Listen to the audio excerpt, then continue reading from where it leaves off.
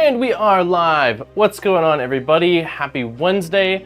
Let me know how everything sounds and looks. I was playing around with the white balance and exposure earlier, and for some reason, it seems brighter than normal. I think it's because it's taking into consideration this large, dark object, and it's sort of compensating for that, and that's why everything else looks brighter, including me, but hopefully it's going to be okay. I mean, we'll be focusing on this for the majority of the stream. Let's see, hey, and then also I did switch up the monitor setup. I got a new monitor, but it's not on a stand, and so I don't really like where it's at. It's way over here in the corner compared to normal, so it's kind of awkward, but because we're moving in like a month and a half, I didn't want to mount it to anything yet until we are in the new place. But hopefully audio is fine, hopefully video is going to be fine, and we are going to make do like we always do. So who's all here today? Let's see, CB's here, GPs are here, GP's here, Cooker's here, Jose's in the house, Nice is here, how's it going? Alien's here, PF, Sky Down, I saw Lisa, Nazo, Nappin's here, Aaron's here, Chicaro, Maple Leaf's here. Video quality is excellent, especially if you tilt your head 5 degrees to the right. Oh, it is slightly, The issue is that, because there's not a whole lot of depth in this room, and, there's very selective camera shots. Like, there is crap everywhere, but I only let you see, I mean, you can still see there's crap everywhere, right? But I only let you see the section of crap I want you to see. But because it's such a wide angle lens, even if I have it, like, perfectly parallel here, it gets sort of fisheye on the end, so it always, I've had a few people like, your frame is I've had people say like, your frame is crooked. I'm like, no, it's the lens. Although there was a stream we were doing where someone noticed that, and the frame was indeed crooked. So if you see something that looks off, call it out. It might be the camera, or it might be me just installing things incorrectly. So yeah, I hope everyone's having a great Wednesday. It is, I can't believe it's December 6th. I don't know, every month this year is going by so quickly. Hey, from Portugal. Hey, San. Phil's here. William's here. Charles here. Gotta love my Max. Been using it every day. Nice. So today, hey, Okano. Red's here. We are going to. I use a 16 mil. This is the 16 mil. So I used prime lenses. Camera nerdy stuff a little bit here. I used the Sigma prime lenses for a while. I had the 16 mil, the 55, and the 30 or 35, and I love my prime lenses. However, I got this is a Tamron 17-70, and the reason why I initially wanted prime lenses was because you can get really crazy shallow depth of field. However, I found, especially for the YouTube edited videos, the whole time I'm recording stuff like products or tutorials, I'm like musical chairing because there's no zoom, right? I have to get the camera exactly where I need it. And there's been certain scenarios where that's been difficult. So I switched over to this zoom lens, which doesn't have quite as low of an f-stop or the shallow depth of field. I think it's 2.8 versus 1.6, but it's pretty good. And so, yeah, this is the prime lens, and the one we use on the side for showing what we're actually doing, that's the zoom lens. That's my primary lens. So anyways, we're already off track here. So today we're going to be trying to install the D3vil Burner Toolhead, which is, I'm going to say up front, it's a exclusively aesthetic mod. There is not performance to be gained. I think it's 2 grams lighter than the stock plastic shell, so it's not for performance. It is strictly a fun replacement toolhead that looks pretty sweet. I printed out 2 of them. We'll show close-ups in a moment here. Here is how it looks. Hey, nice. I do need to update this. Thank you for the 18 months. We'll do a DJ air horn. So it looks pretty cool. I will show a close-up in a second, but it's got an LED. We're going to basically be soldering a little, I think it's like a 3 volt LED. Oh, these are not, these are the resistors. A tiny little LED that'll go behind there. But the thing I'm more interested in is this. This is the Big Tree Tech Knomi, I don't know how you pronounce it. Big Tree Tech sent this over. You'll laugh, you guys are gonna laugh. I just saw this a second ago, and this is exactly our humor. Check out the manufacturing date on this. I saw that and was like, yeah, nice. So Tech sent this over quite a long time ago, and it's been sitting in my storage for quite a while, just sort of collecting dust. And initially this was intended for the Stealth Burner, but I'm only running the Stealth Burner on my switch wire, and I didn't want to install it in the Trident. But what this is basically, let's open this up. This is a tiny, it's not, I dropped the cable, give me 1 second here. We're off to a fantastic start. This is a super tiny little cable, but this is a small screen. So it's a very, let's go here. It's a very small screen that runs off of 5 volts, if I'm not mistaken. I think that might not be correct. It might run off of, well, we'll look in a minute, but it's a small screen that goes inside of the Toolhead. And it doesn't really serve much of a purpose. It can show you a status, like it has a little ESP32 module, so it's got its own Wi-Fi. It connects wirelessly to the clippered printer, and then it allows you to see like print status and a few other things. But it is really just a for fun aesthetic mod. There's not any, you're not gonna get higher accelerations with this. But yeah, I figured what the heck, let's install this. This D3vil Burner Toolhead was designed for Knomi. They did just recently release Knomi version 2, which is, there is an updated version of the D3vil Burner for this, but I wanted to use the V1 since, again, I've had it for so long. This one is much newer. If you look at the date, 1010 is when it was manufactured. This one does have a few additional things that I wanted to quickly look at because it's kind of interesting. Let's see. Be extremely careful when peeling the screen protector. The batches are all stuck in. Oh, geez. Good to know. Well, it's going to be interesting because we actually have to remove the USB-C port on it. So if we end up damaging it, it will be. It is what it is, but I will do my best to be careful. So this is V2, which just came out. V2's got some differences. The first one is it's touchscreen. So the V1 is just a display. This one's actually touchscreen. So although it's not very practical to use this to, say, pause a print if you're printing very quickly, if you don't have, like, let's say you're running a headless printer, you could use this as, like, loading filament to basically warm up the toolhead and extrude. So it does have some purpose in that regard. Again, I still think it's more of an aesthetic mod than an actual functional mod. The other thing that this one has, so is it an RP20? No, it's not. This one has a ADXL built into it, so you've got an accelerometer, which is kind of cool. If you're not running a CAN bus toolhead, having a ADXL, in your toolhead is kind of handy. And then it also has, I'm not sure which connection it is. I think it's the ribbon cable here, but you're supposed to be able to hook up a nozzle camera to this as well. And I don't know if it's going to work kind of somewhat universally with the ones you can get from either 3DO or AliExpress, or if Tech's planning on releasing their own version. But this one does have a few extra things about it. So the downside also is, though, the footprint is not identical between them. So V1 and V2 mounts, you'll need some revisions for them. So that's about everything I think I've got as far as what this is so far. Hey, Sam, thank you. Hey, thanks for becoming a member. You were a member last month. This maybe it's just a, we'll do some air horn. So, a couple things here. Let's quickly look at. Let me know if the screen looks okay, because this is a 1440 screen that I'm basically having. I'm running it in 1080, so hopefully it will be displaying correctly. But if the screen looks funky, let me know. 1 second here. Let me place this back in, because these are, when they're not in their printed housing, I'd say they're quite fragile. Okay, so, hey, nice, thank you very much for the 5 gifted memberships. Chad, Chikaro, Alien, Iconic, and Nazo, you guys all got memberships. Let's do the air horn and cheers. Also, Iconic, since you're here, I'm actually, man, more squirrel moments, but it is what it is.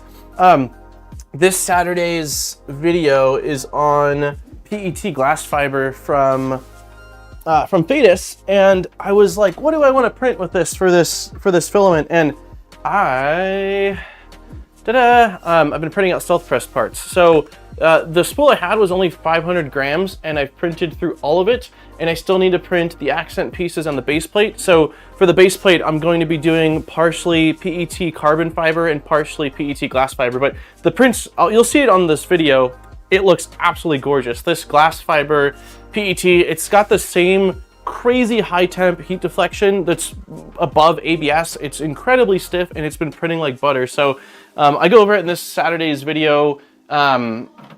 Yeah, but it's been fun to print out the parts, and they've turned out awesome. So I need to put in, I'm gonna put in an order to KB3D, but figured I'd mention that. I'm building mine. I saw you posted a time lapse of the parts you printed out on your, I think it was on the Trident build. Are you doing the firmware fixes before running it by removing? Yes, before running it by removing, exactly. So the game plan is we're going to flash the latest firmware on the V1 because we have to basically destroy it by removing the USB-C port before we install it, which I'm okay with because, again, it's going in place and it's going to do its thing where it's going to sit there, look pretty, we're not going to be doing anything with it. This one doesn't have the touchscreen functionality, it's just there to look pretty. But we do want to update the firmware because I did hear there were some issues with the original firmware that shipped on it, which this one, this one being manufactured back in April, is going to have the original firmware on it. So that's a PET glass fiber. So okay, so this is again initially what it was meant for. They had made it for the stealth burner, and the way that they get around basically blocking the airflow from that fan is that there is a custom stealth burner plate that has airflow coming in around all the different edges, which is essentially what was done here with the D3vil Burner. This is how it looks. So it's going there in the front, and you've got all this area around where it's going to be pulling in air. So the design, I mean, it's also got the, I printed this, so this is in Polymaker Galaxy ABS or ASA, I can never remember which colors are in which, but one of the two. And then this is just a clear or natural PET, which is to allow some of that red LED to hopefully shine through. And yeah, this is what we've got. So have they come out with a good way to customize the V1 yet? I don't think so. I don't think they did. I don't know if they sort of just signed off on V1. So right now, like V1 is 25 or 2468, while the V2 is 30. If I was purchasing one today, I would definitely get the V2 since it's got touchscreen and ADXL and camera functionality at some point. Regarding the firmware, we're going to go through that in just a second here. I did want to give a shout out to the creator of this mod, Amran. I've been following him. Oh, this is my second channel. I think I'm subscribed on the main channel, but this person, one, it does a really awesome job with some video editing, but has been doing a bunch of mods to the Creality K1 and K1 Max. If you haven't seen, this is the most recent thing that was just released a day ago that I saw, and apparently they've been working with LDO. Oh, so this is the V2 that's got the touchscreen button. So, but yeah, apparently he's been working with LDO for a drop-in replacement extruder for the K1 printers that's using a planetary gear system that kind of reminds me of the Orbiter extruder. I don't know if it's going to be like in this video, this is clearly printed, and I don't know if that's just for testing purposes or if they release it, it's going to be sort of a DIY solution like this, but it's pretty neat. He just kind of shows the weight difference. It's 25 grams lighter than the stock extruder that comes with the K1 and K1 Max. And this is, I think, TPU. Yeah, it's printing TPU pretty quickly. So yeah, it's looks like a cool extruder. I'm hoping that they'll be able to work with LDO to bring out some kind of a kit. I'm sure if they do, I will go ahead and, you know, install it at some point. So, okay, let's get right into it. So the first thing we want to do is open the user guide. I know a little bit about the screen, but not a lot. So let's go through first getting it set up externally, and then we will go through installing it. So Welcome to Knomi. What is Knomi? Features UI display for quick and easy referencing, wireless communication over Wi-Fi, open source, enables effortless customization, which is interesting because, again, I don't know of any customization that's happened. That doesn't mean it hasn't. Performance comparison tests, mounting plate, download the printed parts. So yeah, they basically show the cooling difference between a stock stealth burner and theirs. And I think they even said that the venting performed better on theirs, but I'm almost positive I saw someone that was doing some sort of testing and they said that the difference between the two was negligible, which is at least a good thing, right? Like, we don't want cooling performance to drop because of a visual mod. I'm getting a 2.4, nice, built by Booty. He's gonna do the assembly for you. Looks like made a different interface for the display as well. Yeah, there's a V2, so the Knomi V2 doesn't require you to, if you do the double burner for it, doesn't require you to remove the USB-C, but it requires you to modify the fan that's inside the printer. So it is a different toolhead. It looks similar though. Hey BBs, Matthew, thank you for the gifted membership. Cheers. Let's go air horn.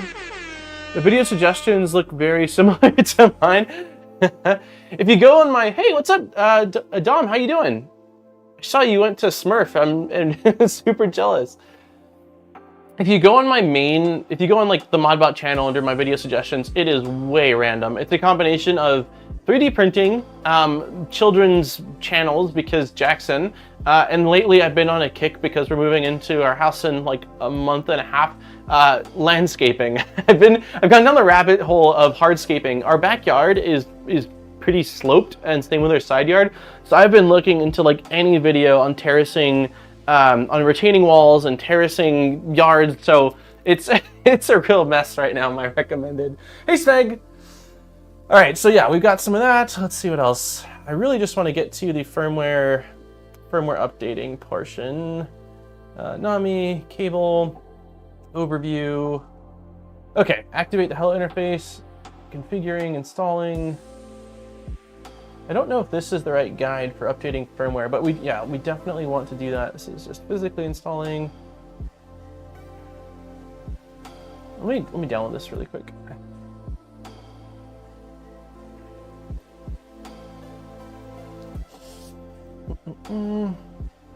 Oh, there's a table of contents. UI, macros, installing, configuring Wi-Fi. Okay, this is not what we need.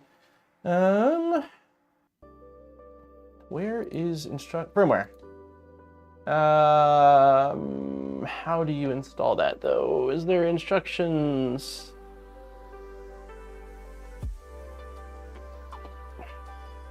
Let's try Googling. Updating Knomi Big Tree Tech firmware.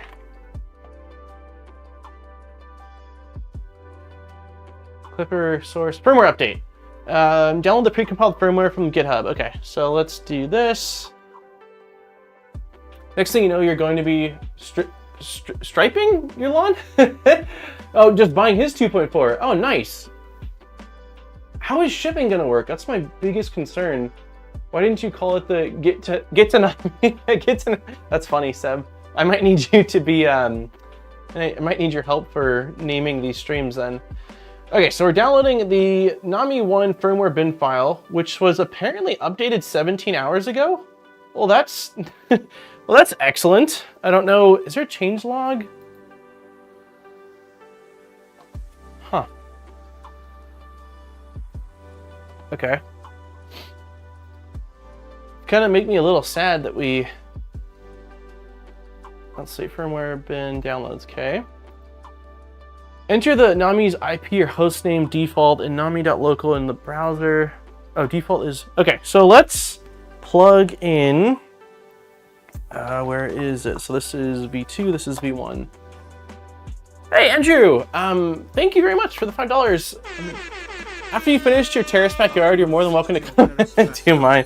Welcome to come and do mine. I will keep that in mind. I don't actually mind. Let me make sure this is the V2 or V1. Let's see. Yeah, this is the V1. I actually don't mind yard work. The kind of nice thing about living in Idaho now is that because the weather is cold for half the year, you only have to do your yard for half the year. But I actually quite enjoy, like, we have this huge bush in the front. One second, I'm grabbing a USB extension while I'm talking. There's a huge bush out front of the house that we've been renting, and I picked up a pair of, like, I don't know what they're called. They're not shears, but like bush trimmers, like manual ones, right? Like the kind of like Edward Scissorhands style, and just went out there and went to town on it. And boy, I was probably way too excited at the way the bush in front of our house looked. I called Aaron out and was like, come look. I gave it like a nice fade. It was, yeah, I definitely enjoy me some landscaping. All right, so I am going to plugging it into USB-C, like so. So we've got red light for power, and it is, I wonder if we should just go overhead like this.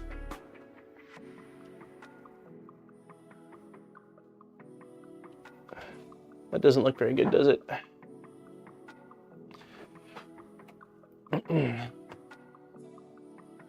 Yeah, that looks pretty awful. Okay, let's not use that camera. So we will use this camera.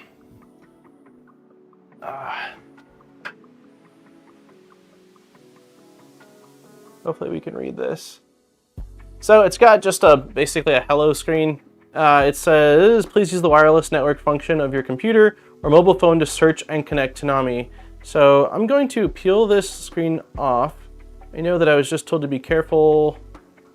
Be careful. Okay, so it's it looks like a pretty high resolution screen there. So I'm going to set this down. It's my understanding that, yeah, it's going to put off its own wireless hotspot. So, okay, I'm going to I don't want to drop it off the K1. Let's set you down.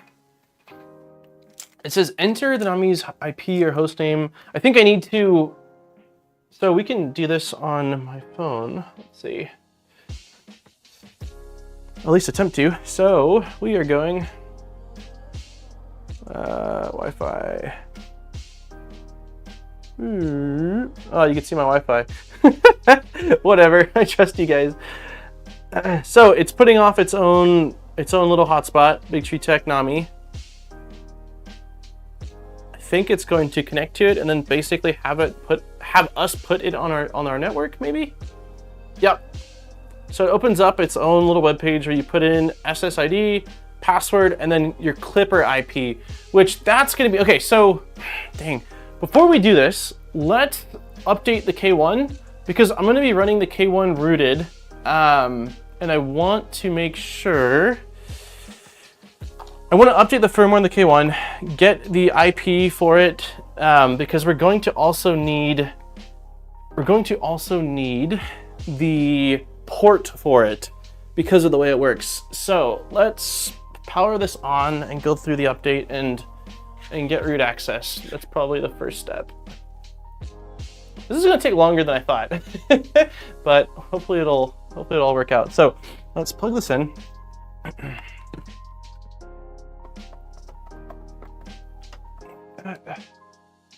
Hey John, hey Bill. I have some interesting Wi-Fi names.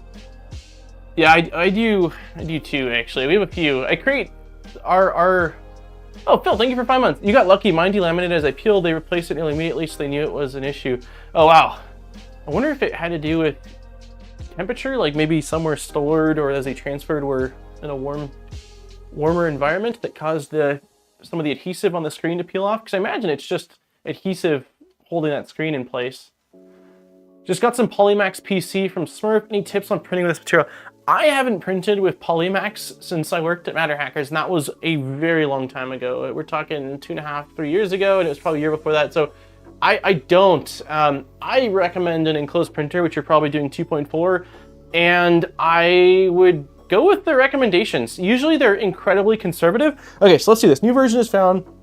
We're gonna download the new version, which is going to break, it's going to break my root that's on this, which is fine because there were some issues in the first version of the root access firmware. So let's do this, let it update, then we'll grab root to make sure that we can go on mainsail, and then with that mainsail IP and port number, we will enter that to make sure Knomi is connected, and then we will update it, and then we will install it. And that is the order of operations. And will we get all that done today? I sure hope so. Yeah, I would just start slow. Even in the video for the glass PET for this Saturday, I think the recommended speeds were like 40 to 80 millimeters a second is what Vetus recommends. And I did go a little bit quicker than that. I think I capped it at 100 millimeters a second for like sparse infill and the inner walls, and then 80 for external. But I'm sure I could have gone quicker, but the quality I was getting on the parts was just so good that, especially for fancy filaments, unless you're gonna be printing a lot with it moving forward, then sure, maybe dial in a fast profile. But usually if it's a specialty filament, I'm looking for a happy medium where I'm getting consistent results, because they're also a lot pricier than, you know, just a standard PLA, and I don't like wasting it. It hurts me wasting fancy filaments.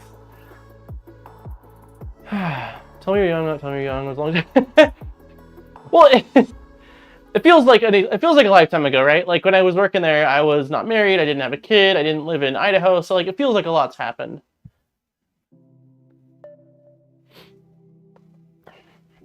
Okay, so we're on the latest firmware. Hopefully. One thing I didn't do was reset everything before updating, which maybe I should have done, we'll see. Formbot kit got here Friday. Thoughts on adding mods before starting the build? What kit was it, Seb? Was it a V0? I can't remember. I'm so torn. Because a V0, if you're going to add mods, it's not easy to add them after without taking the whole thing apart. But I made a video a long time ago.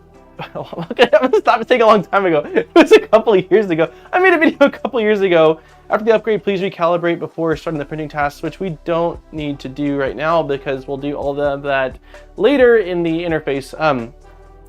I always recommend making sure things are working typically before doing a mod.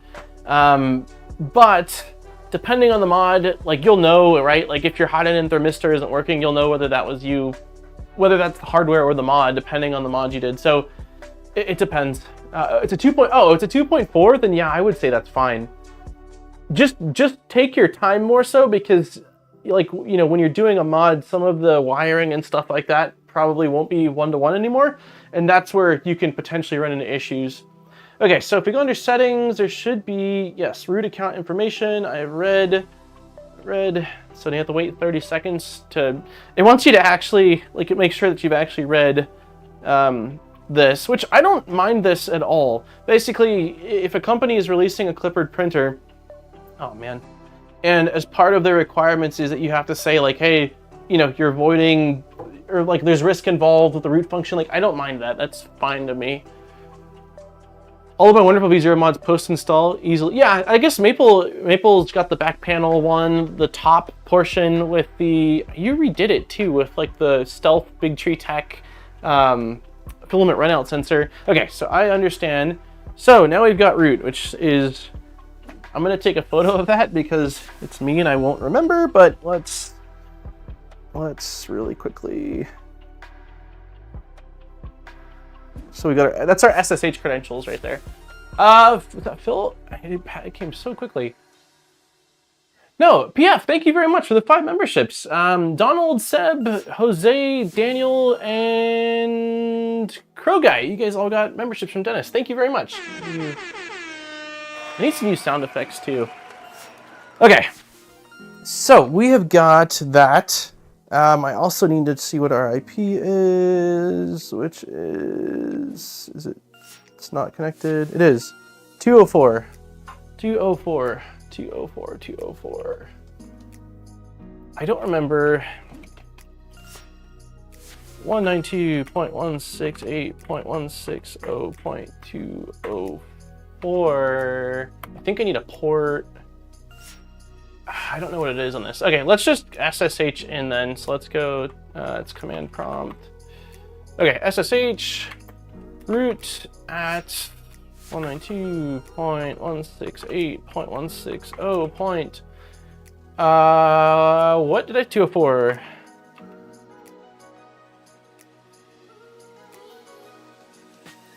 Did I, what's going on here?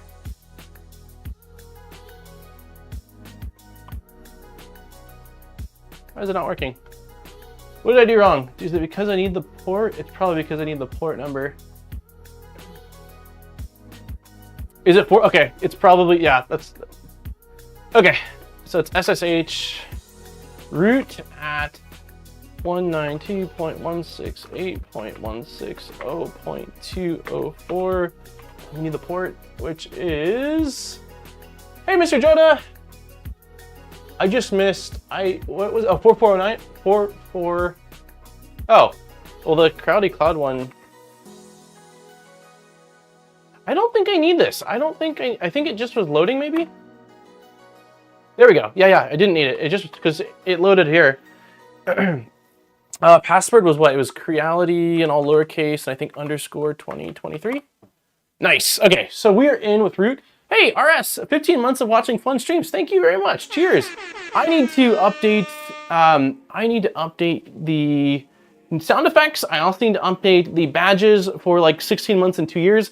The issue is that the little icon is so small. There's only so much I can do. I can do something completely different than the robot's face, the Modbot robot face. If anyone has ideas for a cool like 16-month and 2-year badge, because that's how far along some members are, let me know. I'm not in the chat. I won't remember, but let me know.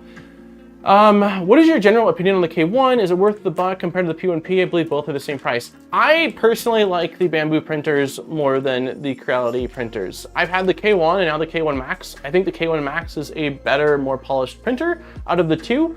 But I've got a lot more hours on any of the like P1S, P1P, and X1 Carbon. So unless you're just anti-bamboo and want to have Clipper, which if you are, that's fine. But if we're talking like that's not a weighing factor and you're fine with paying the difference, for me, the bamboo is what I would go with. Squirrel and a golden squirrel. I could do a squirrel. I'm fine. I could definitely do that. Okay, so there's a cool, let me see. It's Creality K1 install. There's like a Kaya installation helper. I like it much more than the Creality's instructions. Let's see, wiki. So let's install this really quickly. Let's see, install rooted firmware. We did that. Install helper script. That's what we need to do. Okay, so enter the following command in the root.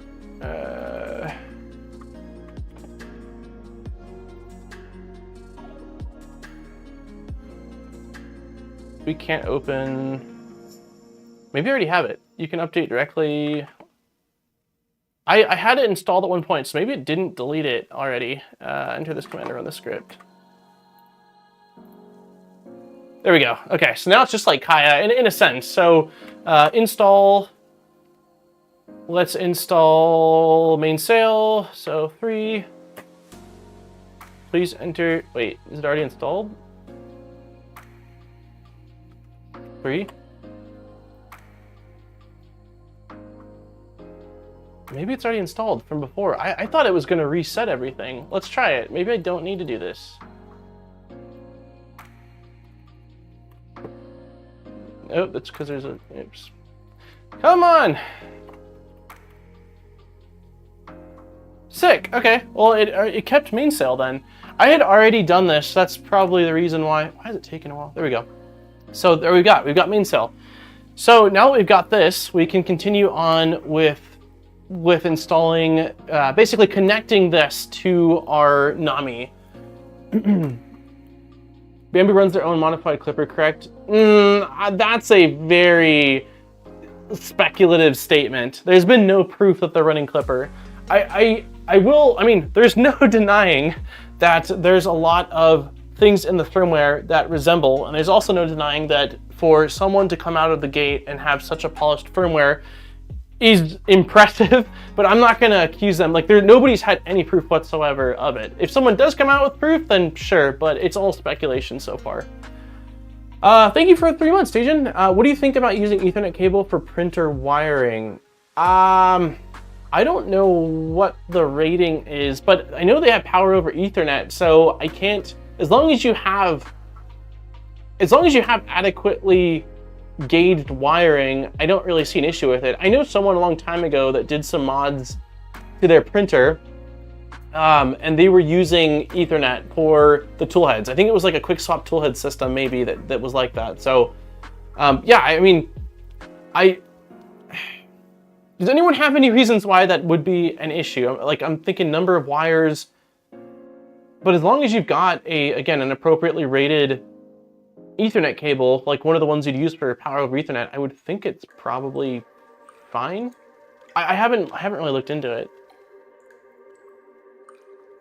Okay, so we are good on this then. So the next thing is going back on my phone, and all I'm going to do is enter in, one second here.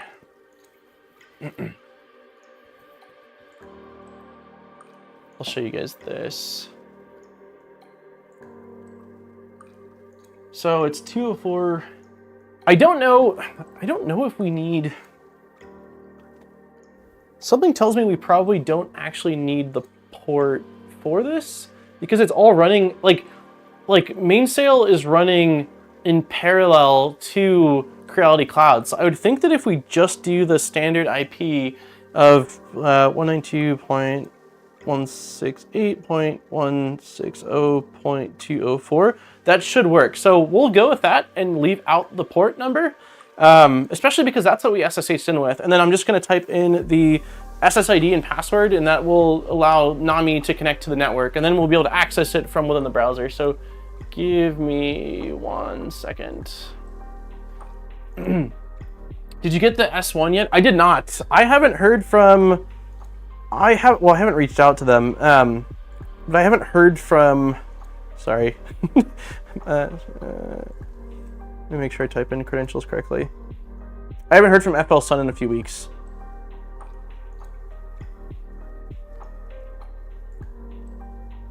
They had told me last that it was probably going to be shipping towards the end of December. So I figured I would wait until it was closer, and if I hadn't heard anything, then I would reach out. Okay, so it says now, oh, it already exited. So it basically said connected successfully. So now I'm going to see if I can see Knomi on the network. But it does say that the default, let's see, it does say the default is Knomi.local. Let's see if that works. Did not work. We'll give it a minute. It might be connecting still. New printer for your new house, 4 on Phoenix. The Phoenix looks awesome. It's what, is it a 600 millimeter cube? I like the size of it better than the V24. And the fact that it's IDX is really cool. I would really like a Phoenix-sized tool changer. Okay, this isn't working. So let me see if I can find it on the network.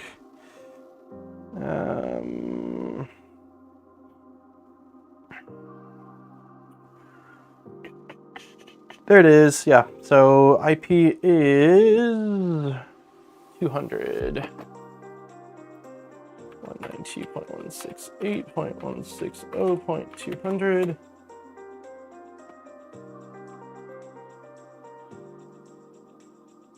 Why is it not? What am I doing incorrectly? Download the precompiled firmware. Enter Nomi's latest. Here's the firmware source code.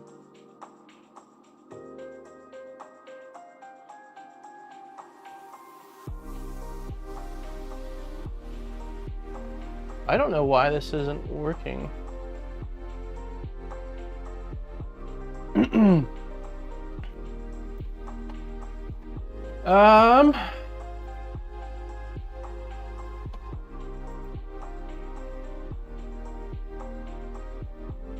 This step is used when Knomi does not. Oh, this step is used when Knomi does not have OTA feature, or Knomi cannot start and run OTA feature normally.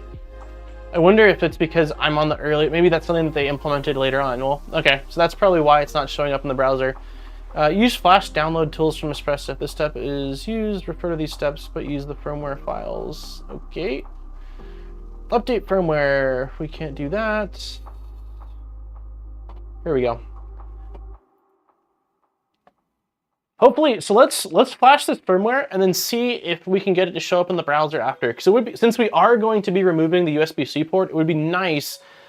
It'd be nice for us to have the ability to update firmware over the air, because that will be our only option. So let's see if this fixes it. So downloads, extract all.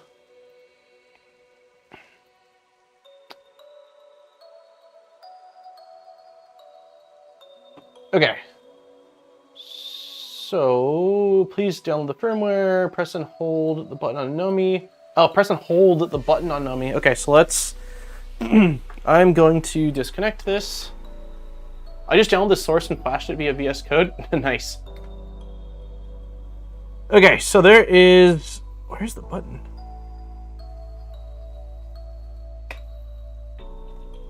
So I imagine this is gonna put it in like bootloader mode. There's just a little button right here next to the USB-C port. So I'm gonna hold it down, plug in USB-C, and then let go of it. So let's see if that works. Hold down button, plug in USB-C,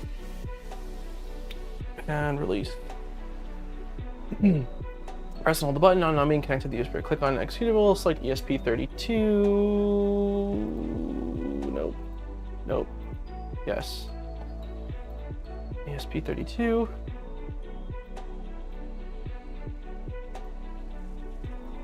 And okay.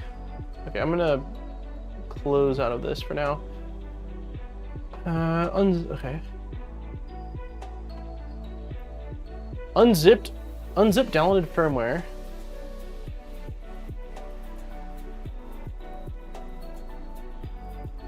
So I need to download. I just thought it was just unzip important to add 3 corresponding bin files. Huh. So it looks like because we're doing it this way, I need to go back to here and go under firmware and download all 3 of these. So we've got, I think we downloaded firmware, so we'll download the bootloader, and then we'll download partitions.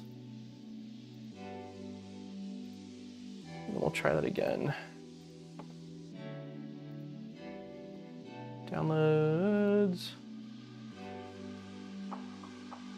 Firmware. Bootloader. Partitions. Sorry if this is small as far as visibility. Have you heard of the Voron switch thread? So it's a switch layer scale down to 120. Oh, yes. Aaron just told me about it maybe a week or 2 ago. It's adorable. I'm definitely debating on one of the V0s converting it into a mini switch wire. Hey, Wojak. Okay, so next thing we need to do is copy the... It wants us to basically match the offset addresses. So let's do that. So for the firmware, it is 0x10,000, which is here. So 0x10,000. That's firmware. For partitions, it's 0x8000. 0x8000. Tell you what, the over-the-air version sounds like a lot nicer than this. OX1000 for bootloader. So OX1000. Okay. COM port. COM3. We only have one thing, which is good, and then we will hit the flash button. Let's make sure. Yeah. Here we go. Oh wait. I wonder if I screwed up. I just realized the baud rate. It didn't say anything about setting the baud rate, but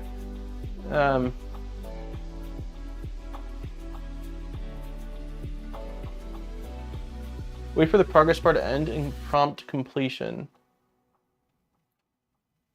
I don't know whether I did that incorrectly or not. Unplug the USB and back in, and you can see that the display screen displays the content normally and still looks so. What do we think? I'm not sure if it didn't say to set the baud rate to. I don't think it would hurt to try it one more time. Okay, I think it did it. Yeah, I think we're good. Unplug it. So let's unplug it. Not pressing down the button, plugging it back in. Nice. Okay, it's doing things. It is doing things. It is doing things. It is doing things.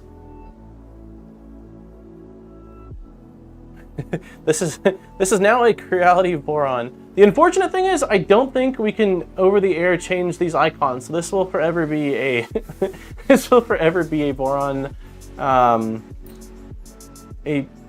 boron Creality K1. You just select the 3 parts. Wait, really?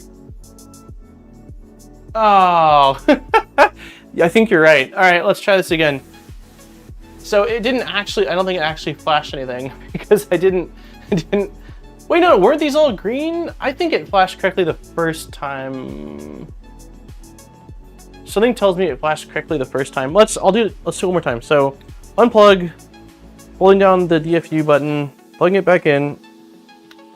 Okay. I think it probably was fine the first time, but let's do one last time. Oh, no, it wasn't right the first time. Thank you. Now we have progress bar.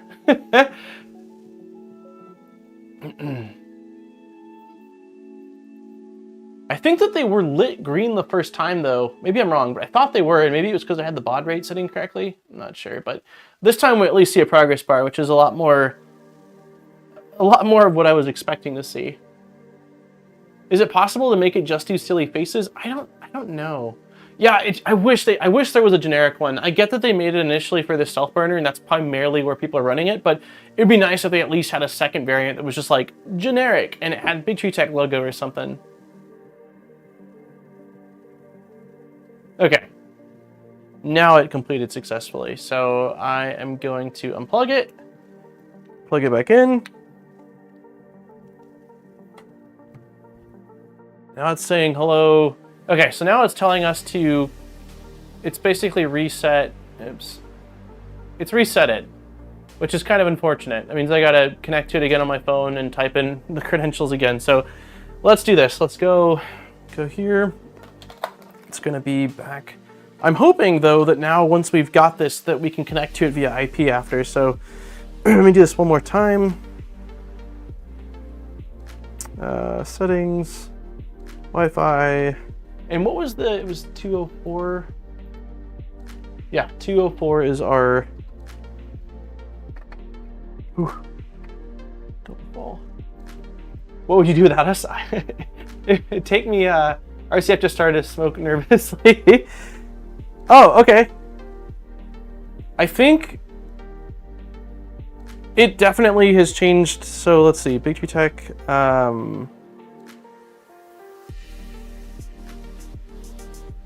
I'll show you guys this right now.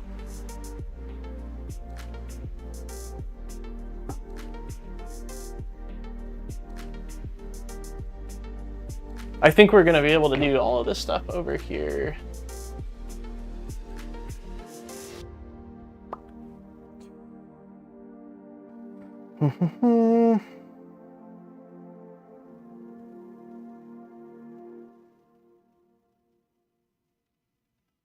Okay, so we're back on the network and it should be under 200 now. So let's go 192.168.160.200.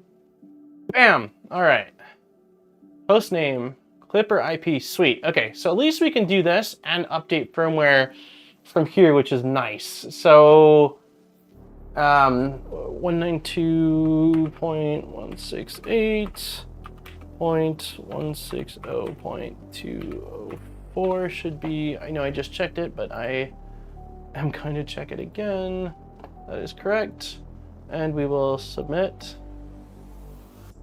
Refresh to update Wi-Fi network list.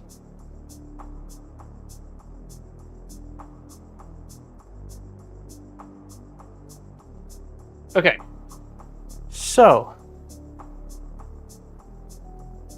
printer is unoperational. Please check your printer.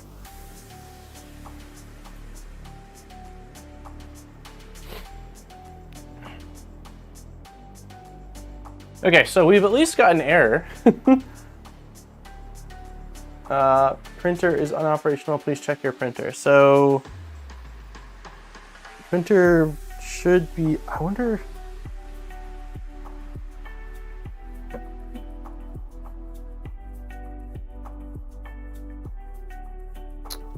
So we definitely want to make sure this is working before we go and physically install it. Nice, my devil. Hey, there he is. There's the creator. Hey, Amran. I just showed off your channel a little bit ago. The LDO extruder that you showed off the other day looks awesome. Might need a port. Okay, we'll try a port then. Let's see. So let's see. Can we do a port? Will it let us? It will not let us enter a port.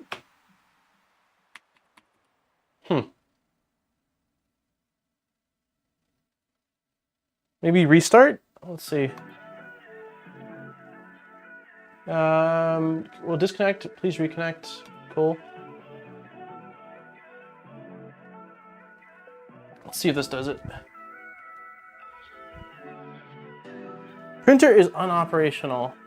Interesting. I wonder if it's something to do with this new firmware that we just installed. Can this play Doom? Maybe. Is your printer wired or wireless? It's wireless. It's definitely wireless, and we put in 192.168.160.204. It should be correct.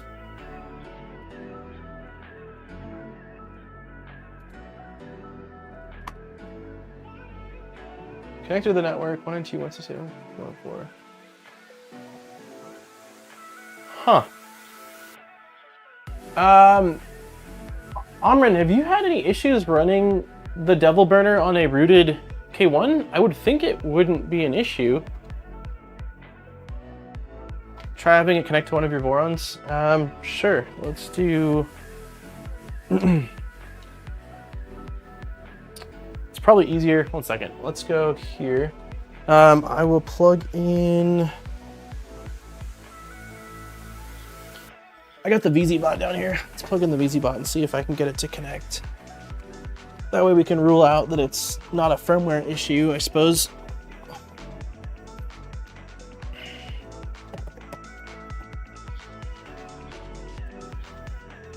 Okay, VZ bot's powering on. Let's open up Orca. Did you use the port? I didn't use the port, but it doesn't look like it lets me enter a port here.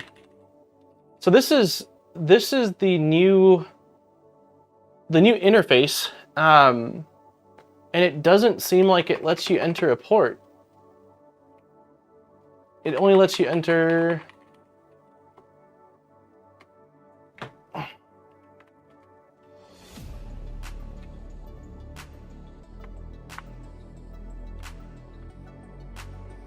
I mean, I imagine I'm supposed to put the periods separating them so it doesn't give you an option to add.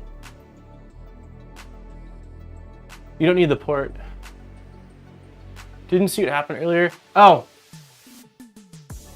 Yeah, so we're connected. So here's K1.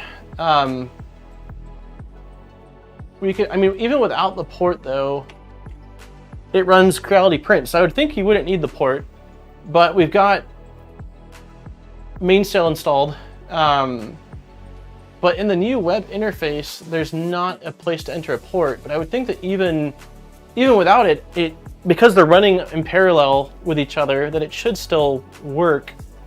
Let's check. Let's see if I go here. Purple Turkey, my VZ. So VZ's 189. Let's check the VZ bot. Oops.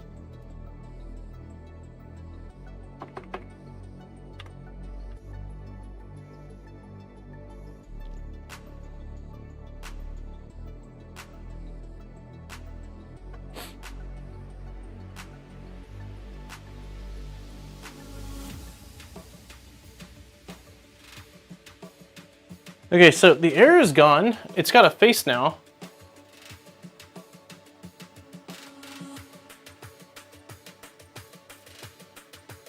IP, it won't let me.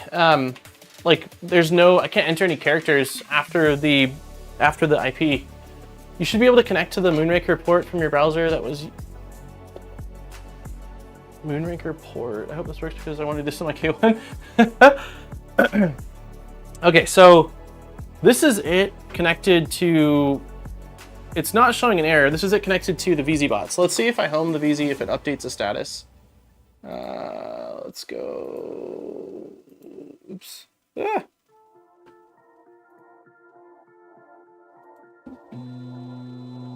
So it's not updating, I think if it homes, it's supposed to show that it's homing, if I'm not mistaken. So let's restart. I'm gonna restart the, disable the Creality port in the script. Let's just see if I can get this working with the VZ. Yeah, it's a pretty mischievous looking. All right, let me unplug this and plug it back in and see if that resets it. It should be hooked up to the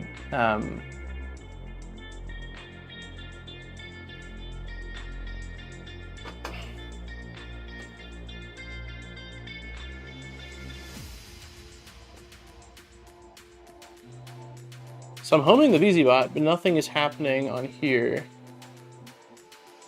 Homing only shows if you have the macro. Oh! Okay, so maybe it is, okay, let me do, I imagine it doesn't have an error, because if it had an error, it would be saying something and not showing this. So let's go back to, let me go back to the,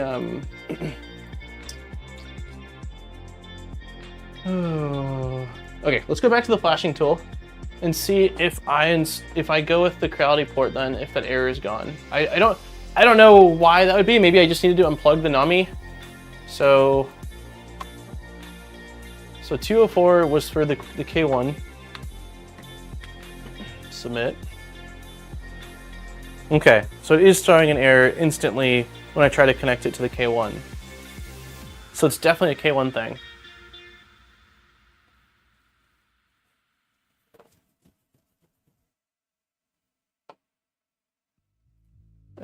You said heating will work. So 189.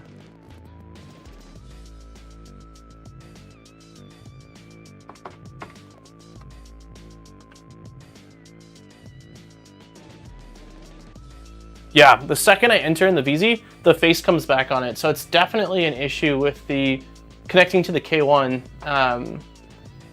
Let's see if I go, and you said heating will show. So let's try this. Let's go back like that.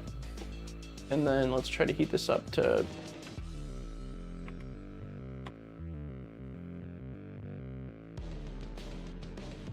it's heating. The VZBot's heating up, but it's not displaying it.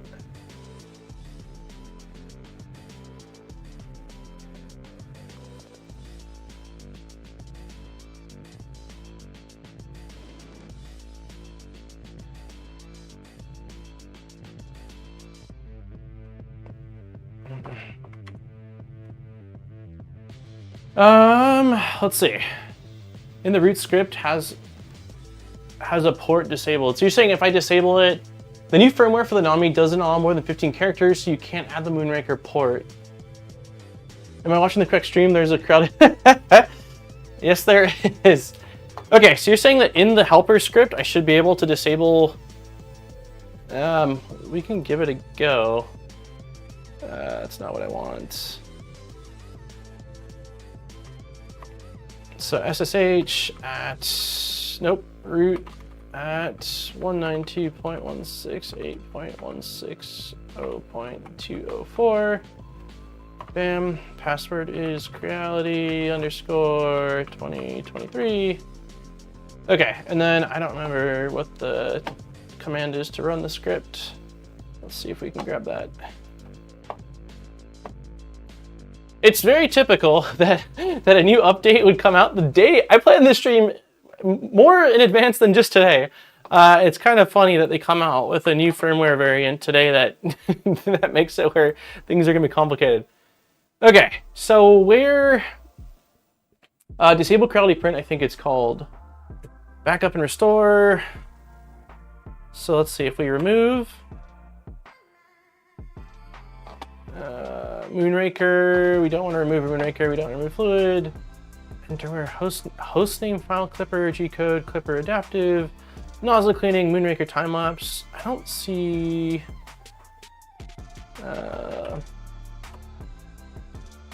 System customize.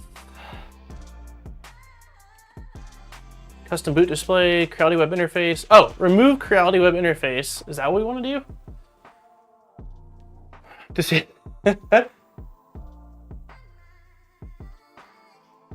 Is it possible to revert to an older firmware? Yeah, Creality did create a way to go back to an older firmware. Okay, we'll try this. Remove Creality web interface 3. You will no longer be able to print via Wi-Fi with Creality print. That sounds fantastic. Okay, so does that mean now that if I go to... It's just gone? Yeah, so it's removed that completely. Disables the 4408 port. Okay, let's see. Well, let's see. If I go here, nope, here, and now I type 204.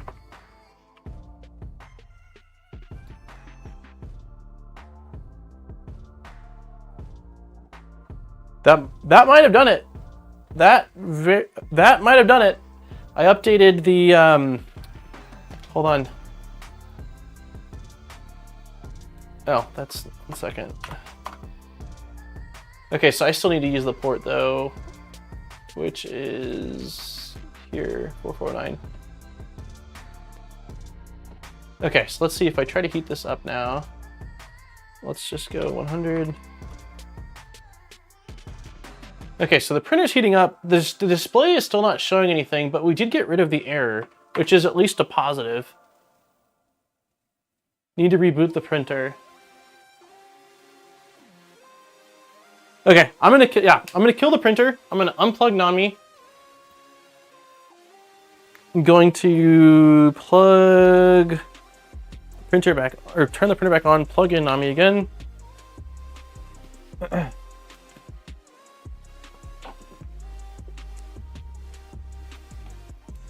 So maybe it's the macros that we need to install. I didn't know, let's see. This is for helper stuff. Customizing UI. We have provided 17 customizable GIFs. I wish, I'm sad because we're gonna be removing the USB-C port, and so I won't be able to do this, but boy, would it be fun to have like a dancing cat or something. Also, what time is it? Let me make sure we're doing... Is it... No, it's not giveaway time. In 27 minutes, we'll open the Polymaker giveaway. Okay, so at least the error is gone. It's connected to... Thank you very much, George. So we are connected, it seems like, to the K1. Now I just need to see if I can get it to actually do things based off the behavior of the K1 before we go and install it. Let's see if I go 100...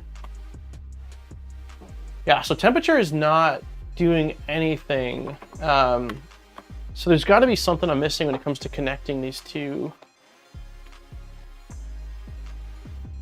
So, there we go. Can you see the picture? Online image creator.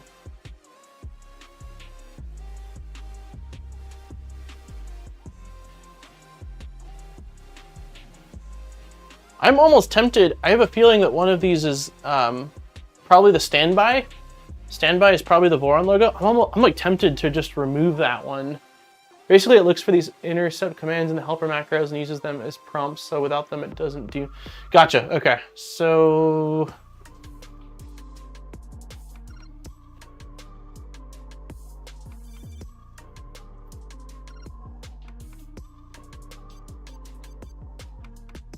Installing Knomi, a cell burner, configuring Wi-Fi, adding relevant macros, 10.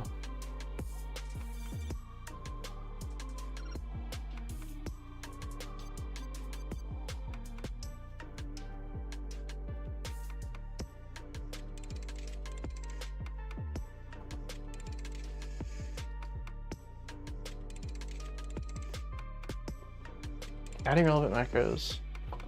Knomi requires the addition of relevant macros for homing and leveling within the printer. So you access the print control interface by entering the clipper IP address into your browser. Locate the config files directory, and insert the following macro definitions. Once complete, save and exit.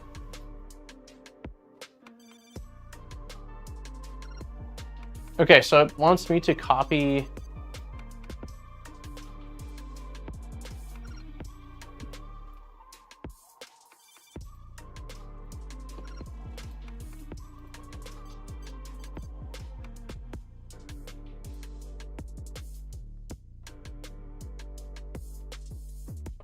Where do I want to put these? We'll put them at the top for now.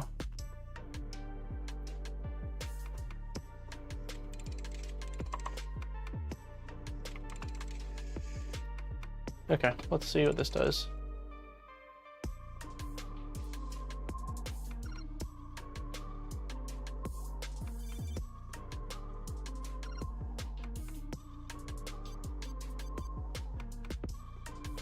I got a whole bunch of wiring stuff I didn't plan for.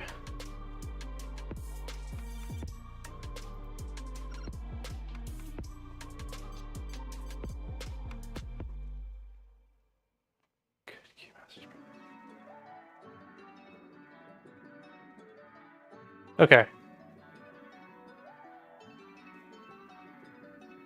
I don't understand. The Knomi is now saying the printer is on operation. Oh, there we go. Okay, now it's working now.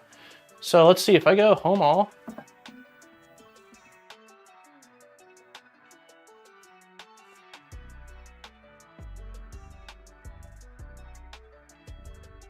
We get an error.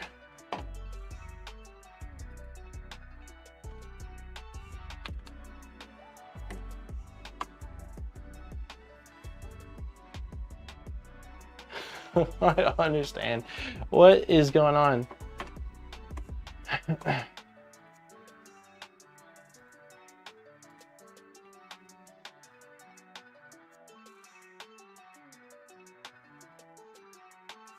Let's see. I probably need to rename. I'm stoked about the K3 build. I want to build a VZ mod as well at some point. I need to get K3. Yeah, I'm jealous that you're building a K3. I saw that the frame and rails the other day and was like, ah, did you self-source that, Luke? Aaron, I need your macro knowledge. So I'm thinking that I need to go under bed mesh calibrate and not do what I did, which is basically paste it twice. So let's see if there is a section.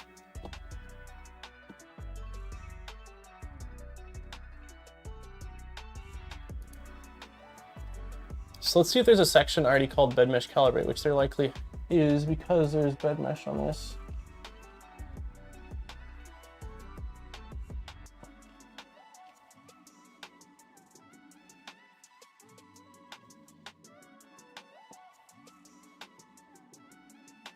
Under G code.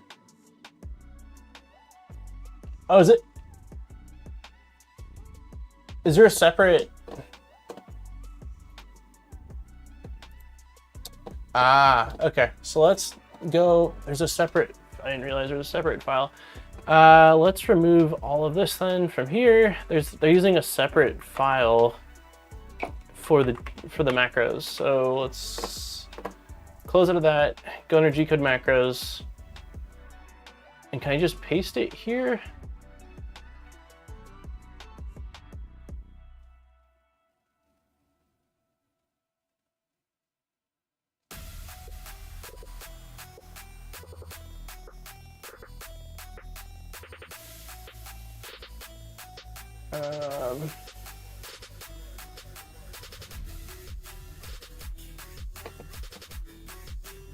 I'm going to attempt it. I'm just going to paste it up top and see what it does.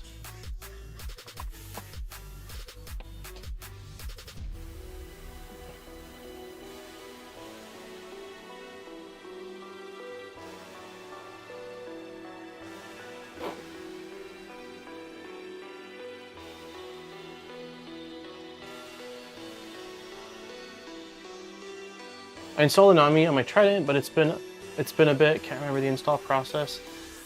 The G28 may not overwrite the one in the config, which could cause the issue.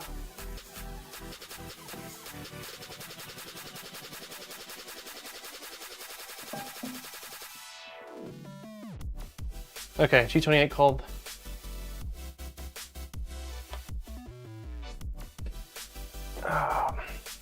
This is my first time digging through these config files.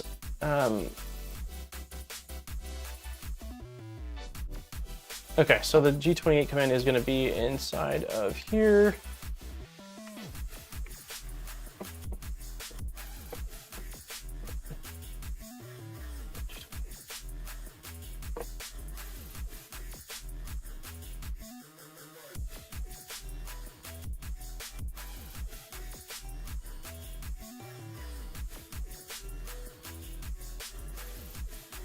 Where is, oh, here we go. Where is the G28 command? The G28 may not write. I need you to check to see if certain macros are overridden. Is to check Clippy log for startup, or it dumps the entire resulting config.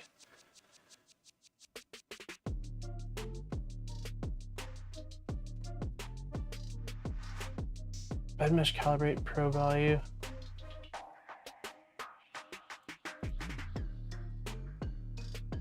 If let me disable this for 1 second and see, because this should still, no, that's for bed meshing. 19 minutes to giveaway.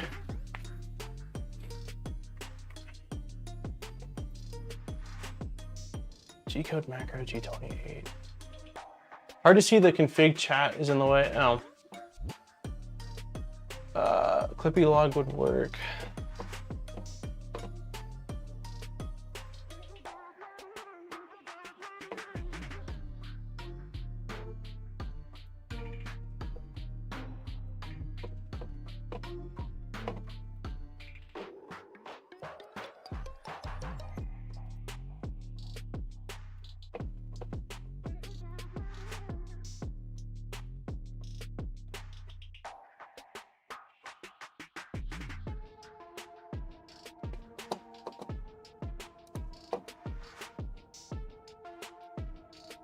Why did we not open?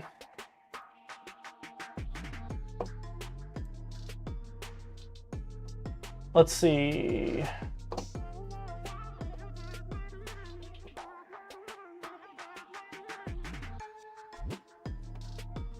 I don't understand all the overrides. The bed mesh display has always been buggy for me. I had to put my macros for Knomi on my main printer.chg before mine worked.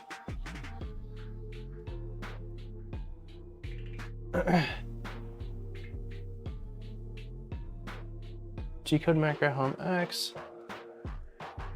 The thing that kind of sucks in this situation is that I didn't create this config. Like, it's different when you build a printer and you sort of know where everything is, though I don't know how Knomi works either. I think it basically needs specific naming, right? That's what let me see. If we go here and we go under G-code macros, it's saying rename G-code macro bed mesh calibrate. Rename existing bed mesh calibrate base variable set. I think it's just a naming that's needed.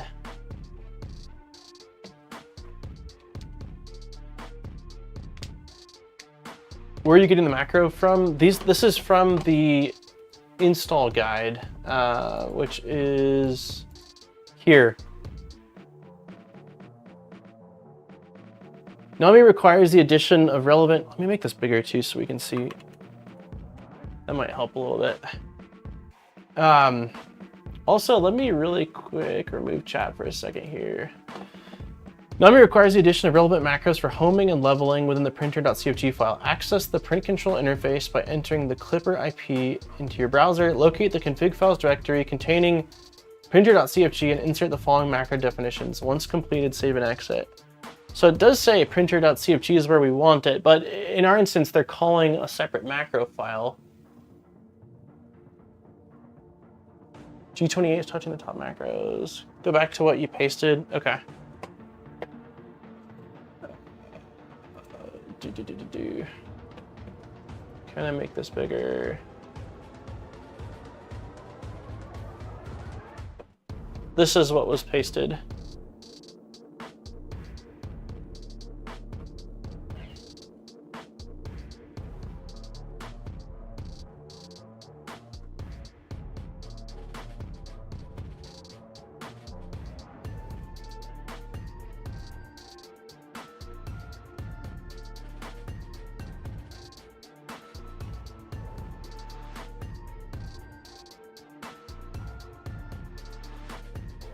Are you trying to post a link, Amran?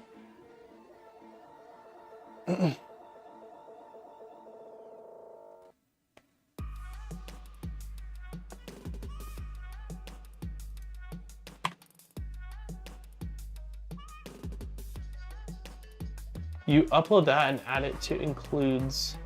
Bed mesh, calibrate, and G28 are touching. Make a space to be sure. I mean, all seems fine. My SSD says add a space. And try to put these macros in the printer.cfg. I can do that. I don't think that is going to make a difference, but we can still do it because the instructions say it. So let's close this, printer.cfg, and let's just add it up here. And let's save and restart and see what happens.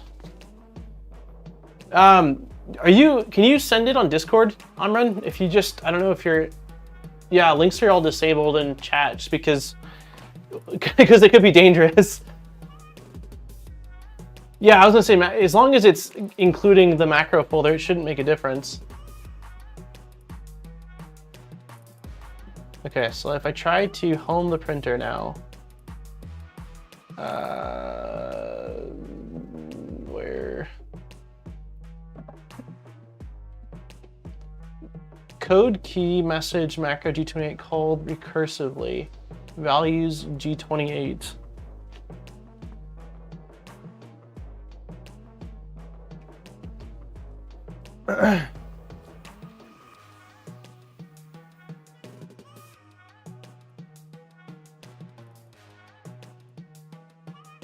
When are you opening the giveaway? Giveaway will be open in 13 minutes. It's not you, Nappin. I trust your links.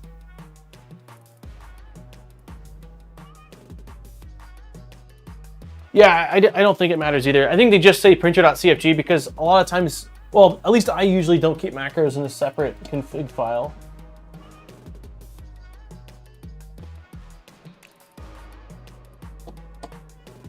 I don't think, is there anything in the,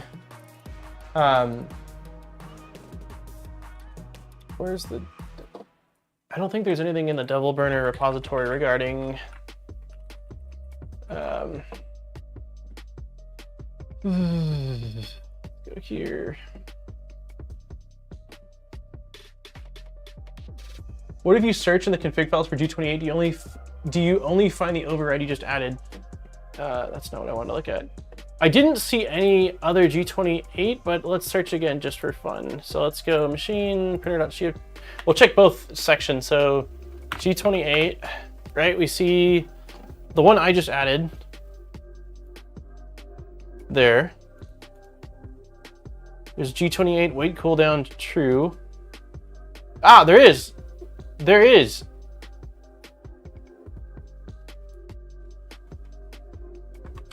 Okay, let's see if that does it. That's probably what it was.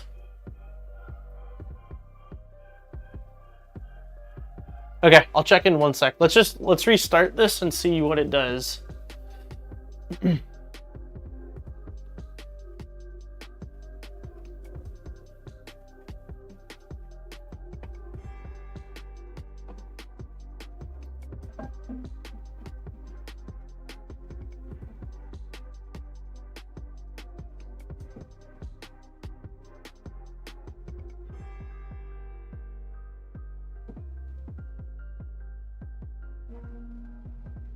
Okay, so it's homing. The final issue that I still have is nothing is happening on the actual Knomi itself. What's up, Tom?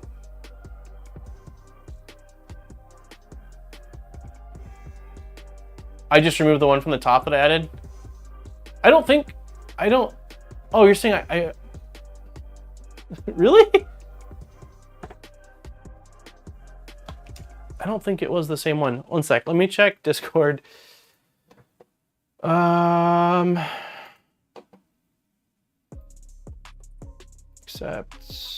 messages. You have with homing macro, check this. Okay, let's check this. I've integrated Knomi from Tech with their double design head mount. They told me to add relevant macros for homing and bed leveling. Unfortunately, these macros aren't working on the K1. After some research, I have finally made it work. For homing, if you put the macro as is, it will throw a G28 error. I found that macro defined in sensor list. So just to make it work, first add the macro at the end of the file. Oh, it's defined in sensor list dots. Okay. Okay. Thank you. I don't know that I would have gotten it without this. All right, so let's do, you're right, it is the one that I had put. So let's delete this. This is all stuff we've added. So now we're back to square one. Save and close. Sensorlist.cfg.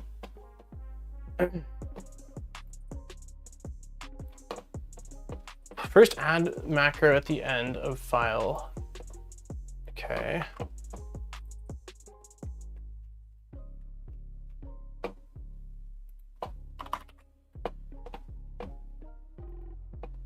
After that, find and replace G28 in it by G28 like this.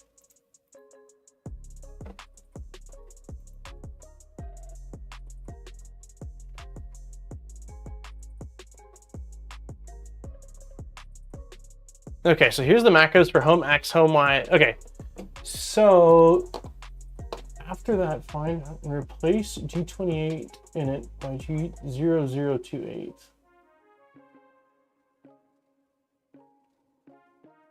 Here.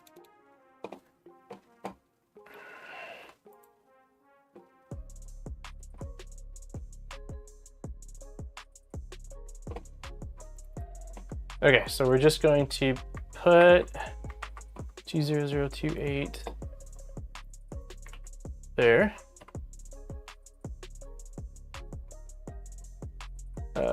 There. And there. Shit, wrong one. For bed leveling, as I'm using camp and adaptive mesh, macros already defined.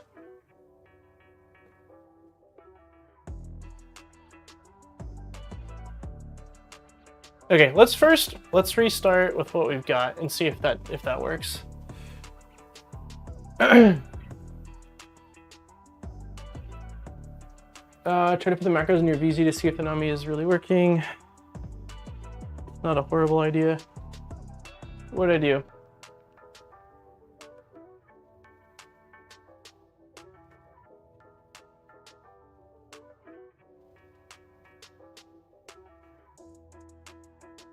Rename existing is not valid in section homing override.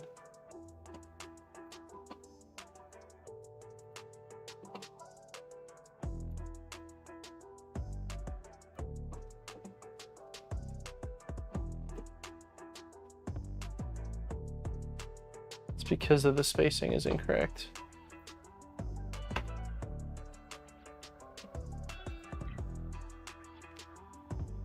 Did you unmark the G28 stuff in the stock config.cfg? I didn't see any G28 stuff in the stock config. Yeah, that's what I'm saying, Aaron. It's tough because I didn't, like, this is my first time going through these configs, so I have no idea the layout of this. Okay, so we have restarted, and now if I home things, it should, yeah, it's still not showing anything on Knomi.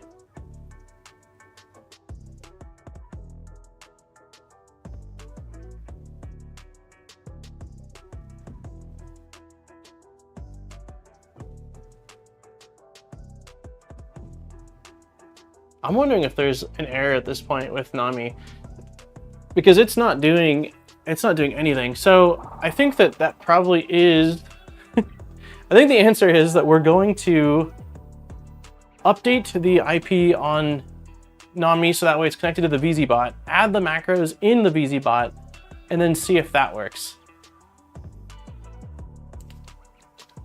If that doesn't work, I don't know at this point.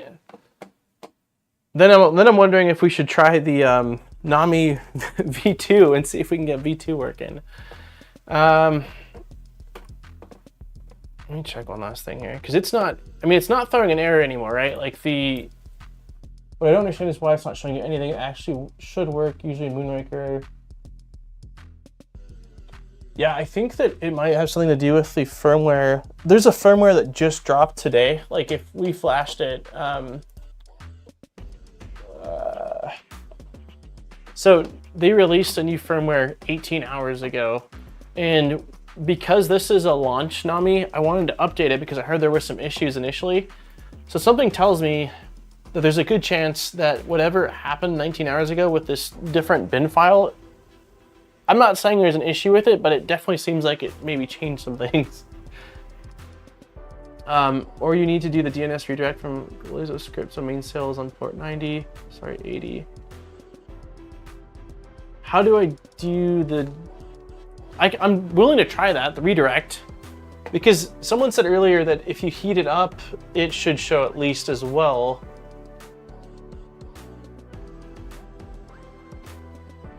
But you're saying the IP needs to be in the port of your mainsail. The IP needs to be with the port of your mainsail interface. Yeah, it won't let me. This latest Knomi settings manager, you can't put a port.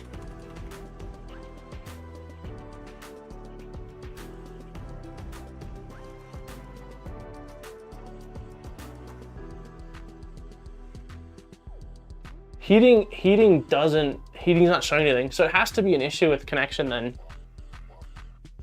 If I heat up the bed, I tried that, or just heat up anything, it just still keeps displaying the same face.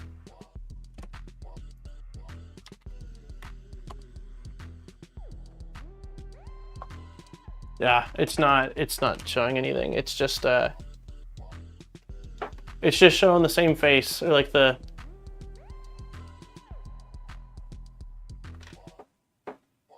try right clicking the IP field and see if you can remove the max character.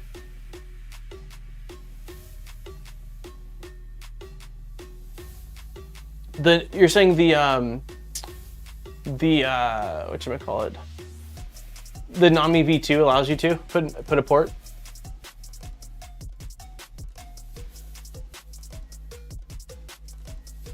Are you saying to inspect? Wait, try right clicking and see if you can remove the max character. That won't work, will it?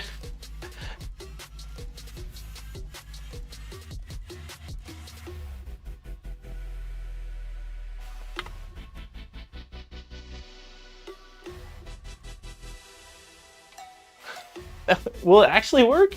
If this works, I don't see how this will work, but let's see, 4409.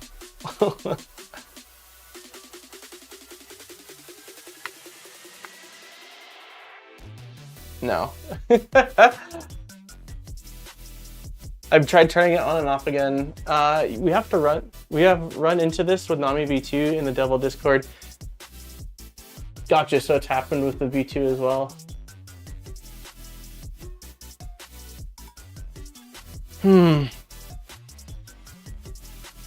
So this is just an issue with the latest firmware, it seems like then, right? Oh, you're saying it, okay, well, let's see if that did it. I mean, it doesn't show an update, but let's see if I go to heat it now.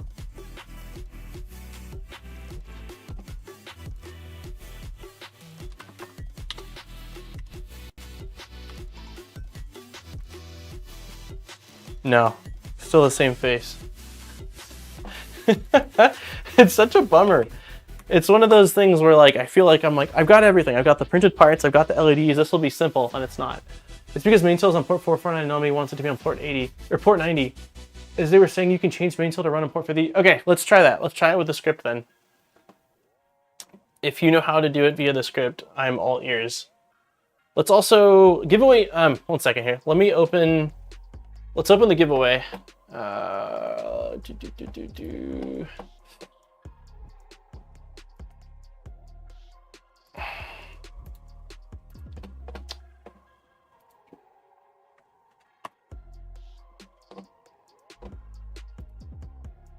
Okay, so for anyone new, we're gonna be giving away a spool of Polymaker filament in 30 minutes. So all you have to do is fill out the form in chat. It asks for your YouTube name, an email, and Discord. If you don't have a Discord, just put anything in there. Time for the giveaway, yeah.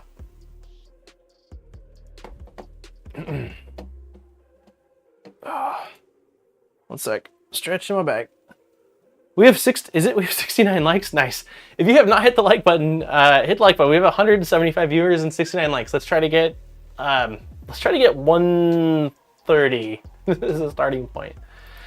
So for the helper script, if someone knows, nope, that's not right. Yeah, that is right.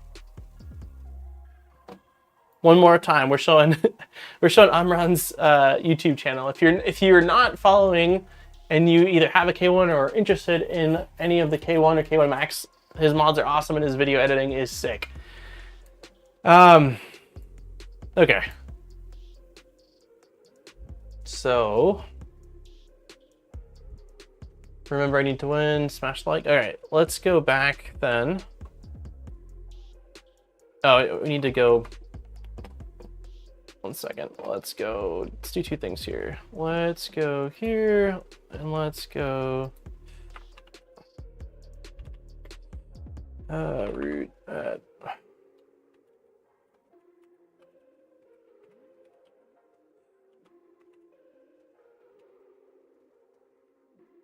Creality.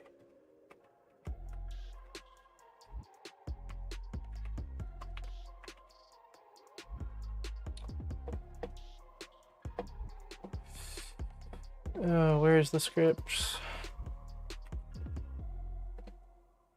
It's just installer.sh. Nope. Yep. Okay. How do we do this? When I installed the K1, I had to point at 449 since I've uploaded my mainboard from the Creality mainboard. This is the reason I got the Triangle Lab hot end for my K1. I haven't seen it actually.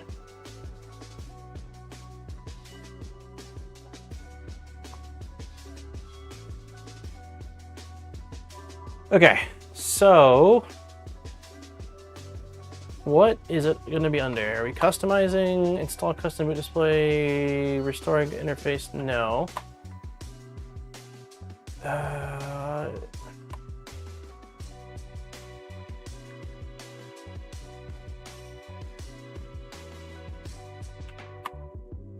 Check script, reload, Moonmaker, install. So it says install and it has it set to port 4408. It's called remove. Oh, I did remove the Creality web interface. We did do that.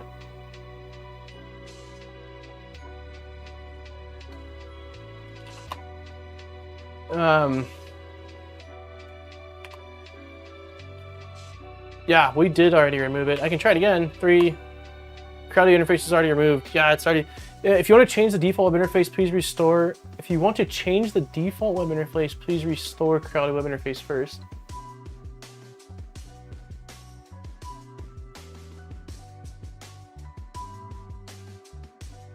It should have the GIFs installed by default, right?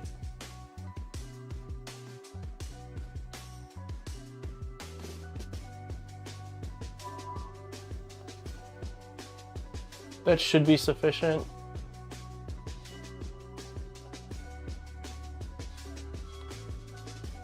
Shouldn't that mean though, if that's the case, that I would be able to pull this up without having to enter in a port?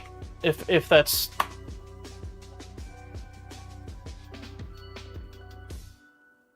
It definitely doesn't load Mainsail or any other web. I don't know what the...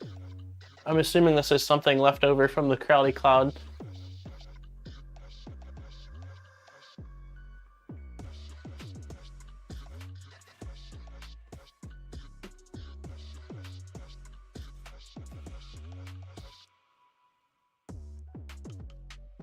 Where did you see Knomi.config?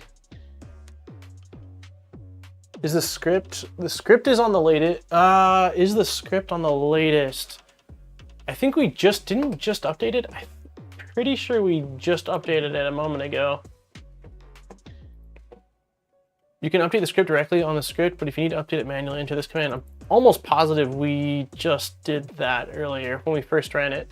And the firmware, the Creality firmware is definitely the latest. We updated it to the latest at the beginning of the stream.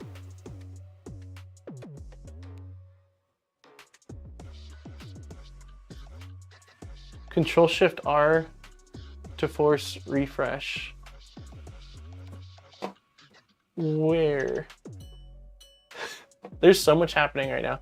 Okay, two things. One, I'm gonna check in the Knomi GitHub. Someone is saying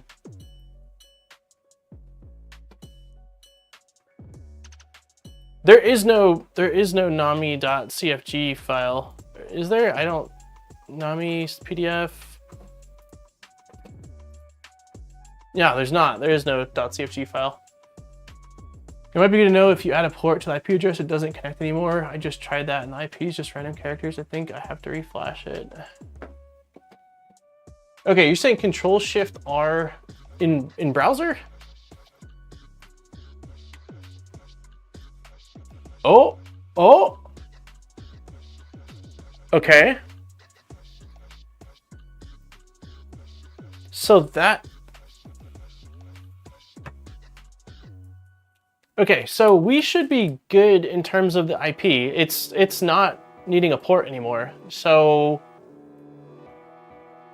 that should be fine. This should be correct. But we're not getting the thing that's confusing. Oh yeah, I don't think you added.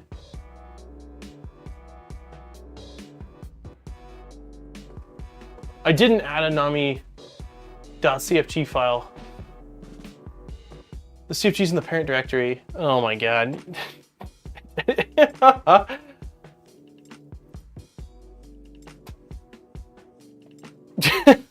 Seriously? The problem when you have Fluid or Moonraker open in a browser window is it tries to cache the front-end interface aggressively. Control-Shift-R, you did a force refresh. Interesting, okay. I still think that regardless, we had a lot of other issues. Okay, so we do need this. So let's upload this now that we have this. There's quite a few things though. So as much as, yes, we need this, and this could have been a factor, is a factor, I still think we would have ran into quite a few other issues. G-code files, no. We need machine, upload, downloads.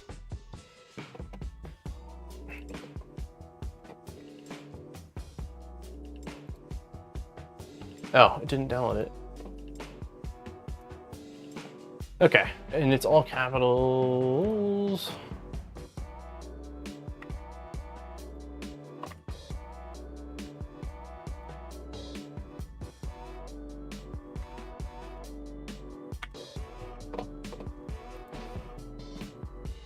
Woo! I need a drink after this too. Well, to be fair, nobody mentioned anything about a Knomi CFG until right now, right? When we went through the instructions and I looked at things, like, there was a lot of recommendations.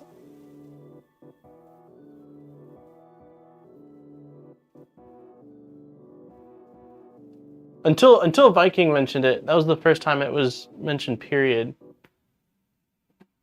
Oh, so now we need to delete some of Knomi bed mesh calibrate for printers with cloud gantry leveling, which we don't have.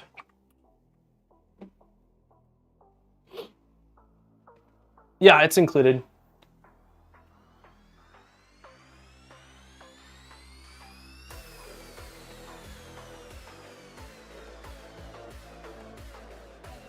Thanks, Hedgehog.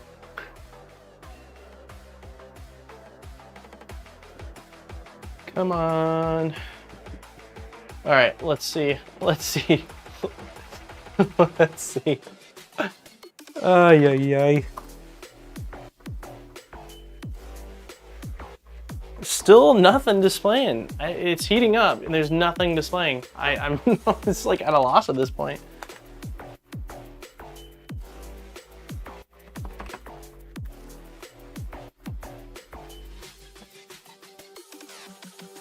Knomi.cfg. Printer.cfg. Include Knomi.cfg.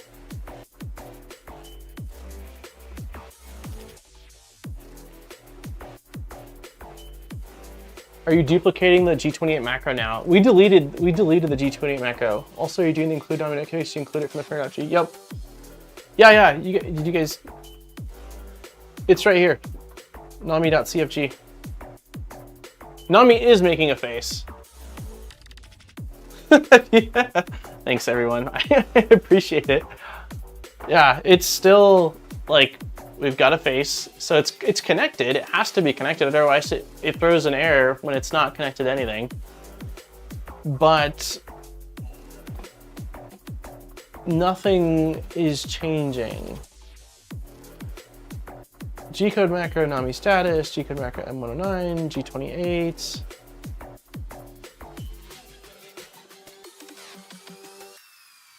So maybe now, okay.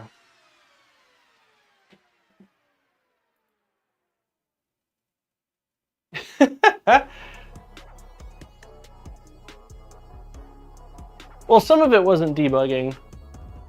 Hard reboot. Well, I did get the mention about here too. I've integrated Knomi from Big2Tech in your double design head mount. It's documented to add relevant macros for homing and bed leveling. Unfortunately, but regardless of this, the G28, it should still be working in a sense that we should still be seeing it heat up, right? Regardless of any of this.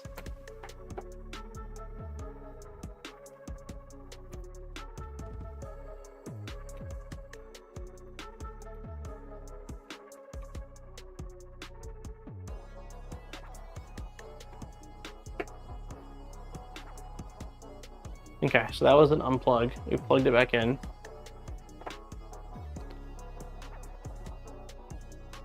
In the macro file, it tells you to rename some things. You need to go through the instructions.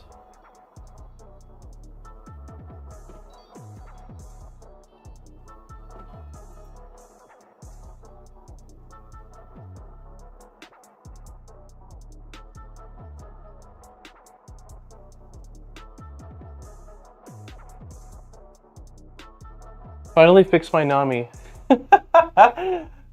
This seems like a lot of 12-inch things so silly. Yeah, I was anticipating a lot more plug and play. I completely thought, does M118 work on this printer? I don't know if it does.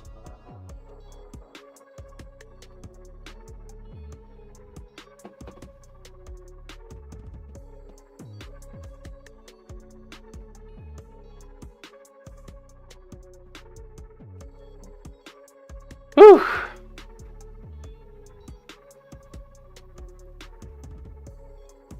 Yeah, I'm at a little bit of a loss at this point.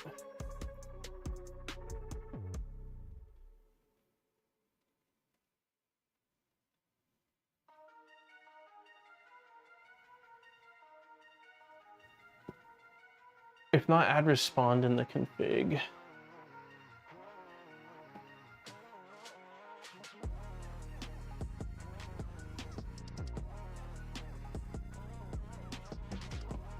Where in the config? You're saying in Knomi I need to add respond?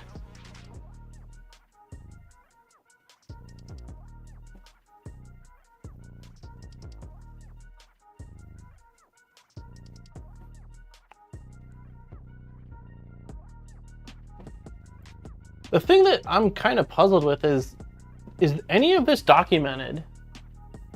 Is any of this? I think it's worth a try.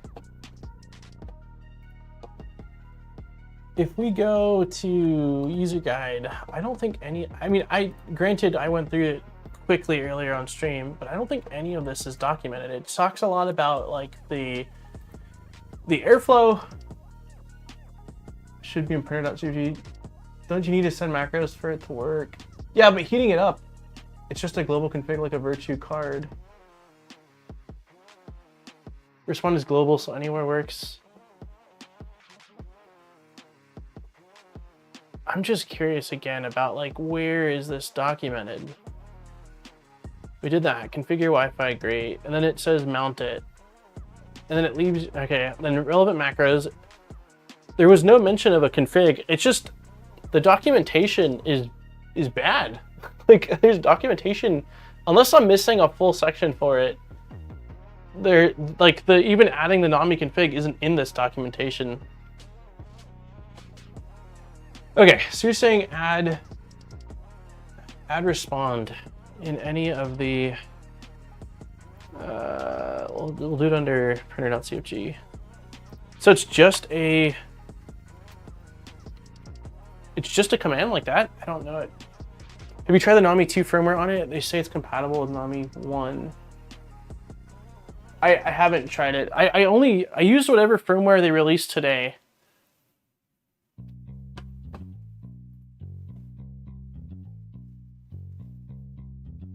I didn't have to add the Knomi.config, only the one in G28 and one of their bed meshes. Other stuff just worked once it was connected to the printer.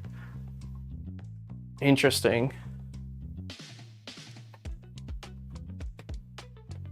Yeah, because there's no mention of that Knomi. Okay, I just really want it to show that it's heating up.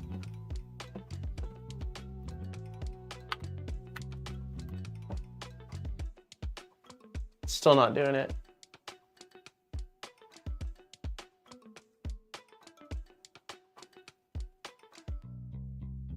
Yeah, it's still not doing it. It's still just showing this.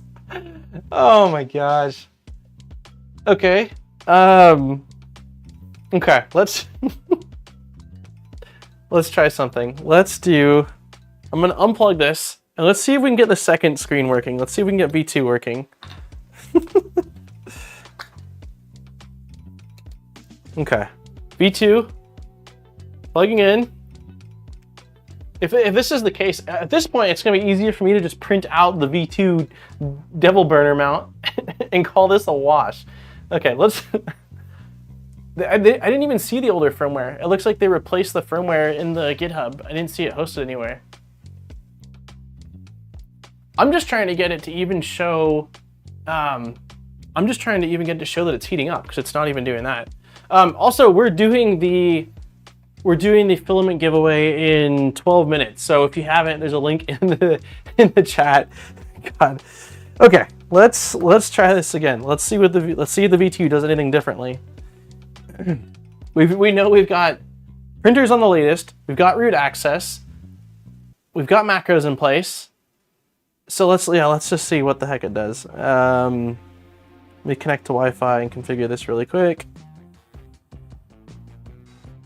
Please use the wireless network.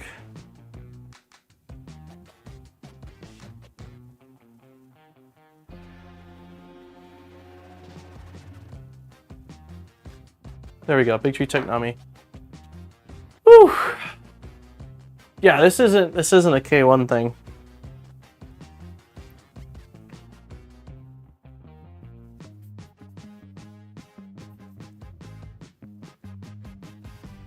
One sec, it's trying to connect to the, new one.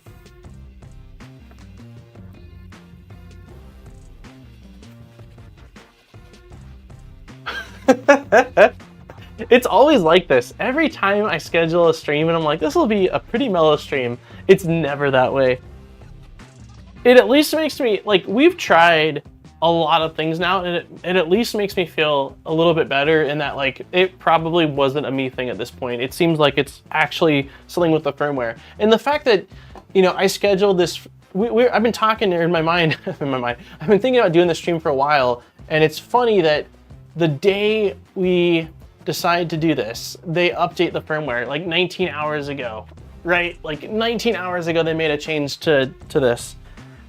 The new Knomi isn't even, my phone's not even able to connect to it. Forget this network. Whew. You should be able to just point it at the K1 without the extra port now that you have, yeah, exactly. It should be working fine. I mean, I can connect to it via the browser without adding a port now. Only thing I'm glad I did not push pay when I thought about ordering the Knomi.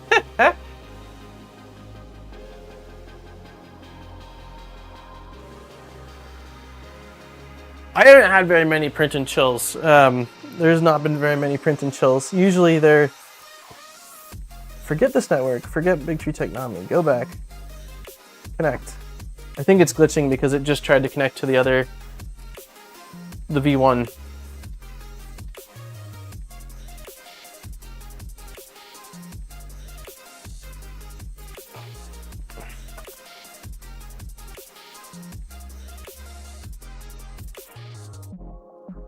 It's weird. It's not even connecting to the hotspot. Okay, let me try one last thing here. Did you try the label printer? I didn't try it, Colleen. Oh yeah. We might just call it a wash. I don't know. I can't even get it to connect to the hotspot it's putting off now. I manage dev team. We have an internal burn for situations like this. I think we need to call a specialist. If you make you feel any better, the fact it takes you and 180 people to figure out most of these things is very reassuring to me. It's a huge part of why we started doing these streams was because people were watching the videos and like, yeah, things just like you just figure them out. And I'm like, no. There's a whole like behind the scenes and everything. Also, thank you for 6 months, Collie. I ended up using a different K1 mod for Knomi because it didn't want to remove USB port for the V1 D3vil Burner. Oh, interesting. Yeah, this isn't even connecting to... It's not even connecting to this anymore. Or it's not, like the hotspot, when you click connect to it, it's supposed to pop up something, but it's not even connecting. So I'm...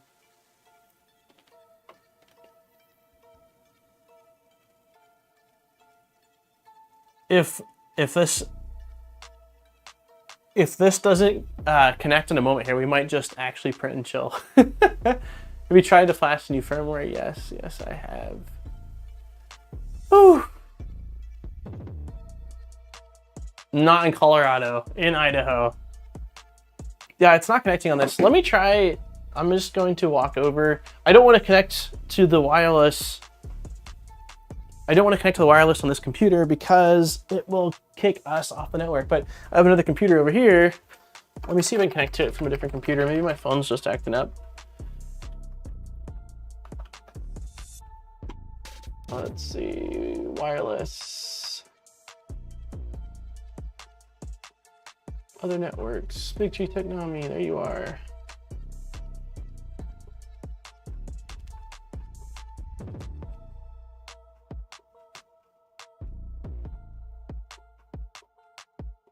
Even this computer is not able to connect to it.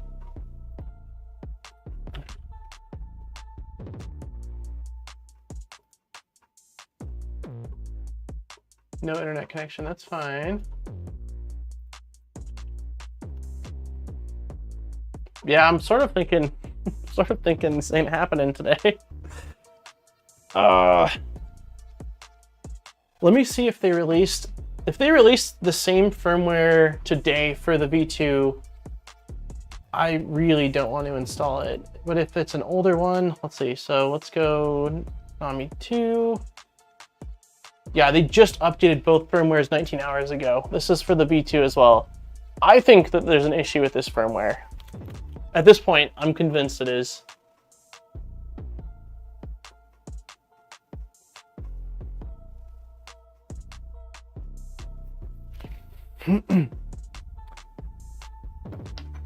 I did not connect the antenna. V2, why does... Oh, V2 is a completely different... I didn't realize that. So V2 is not an ESP module. I didn't, even earlier when we looked at it, I didn't realize that.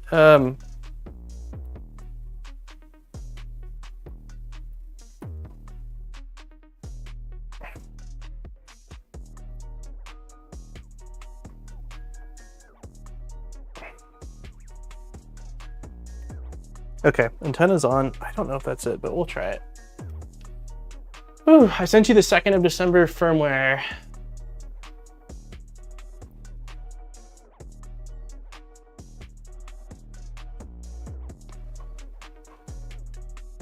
That did it. It was literally just the antenna. All right, let's get this on the network.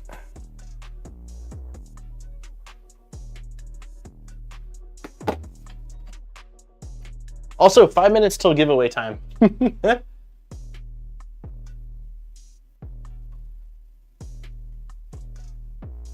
you in the Double Sign Discord? There's a thread to make it work.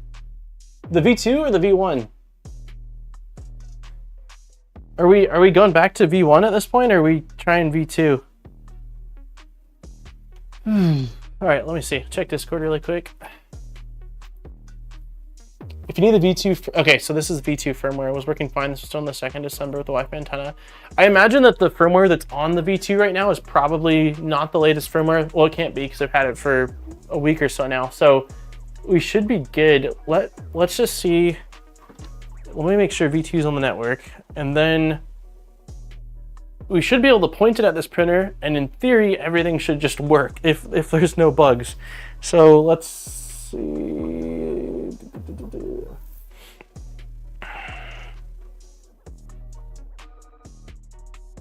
Oh.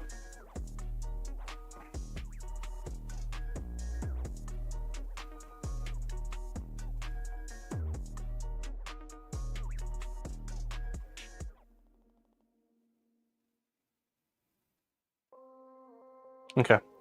It did not auto connect back to my network. 1 second. Yeah, in theory though,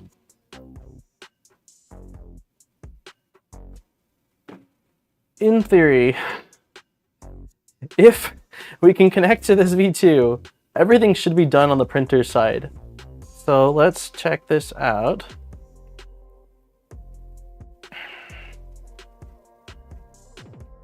Knomi 119. All right, let's see.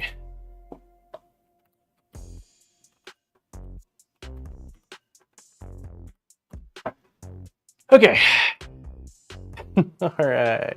192.168. We got it right here. We don't even have to retype it. Submit. Okay. All right, everybody. So it's connected.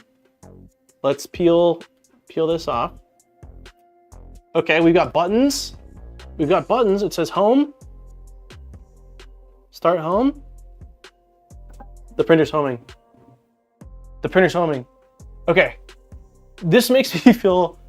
Okay, there's an error with it, but that's fine. That's fine. I'm okay with that. This makes me feel a lot better, though. There's something wrong with the latest firmware. There's gotta be. That's the only explanation at this point. That's the only explanation. Okay, so if we go... That's fine. So if I go to... Look, it's changed to the homing symbol now. Sorry, Nanchen. All right, so don't install the latest firmware if you have a V1 Knomi. Let me go to here. So if I go, let's see, if I just cool down.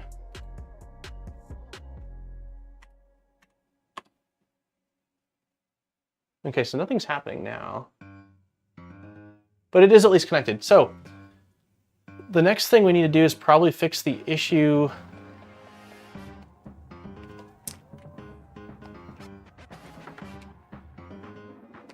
Why did you not do this from the start? Okay, so a couple of things here. For starters, I'm not convinced we need this. Do we need this? Because we were installing this, for one, this is not in the instruction file, any of this. And two, if we go to this, where is that file, the correction you sent me? Where are you? Here. This has G28 in a completely separate section, named differently, and it has this differently. So I'm wondering if we need this. So I'm going to do a couple of things here. For one, I am going to go under printer.cfg, and I'm going to remove this for right now. Let's cancel that out. Let's save and close. Let's go to sensorless. Let's add at the bottom of sensorless. Okay, so that's already there. G28, that's fine. And did we rename these? We did rename those. Okay, so let's see now if I save and restart, if I can home these. It is in the V2 oh, it's in the V2 instructions. Okay, so you're saying I do need it for the V2 then.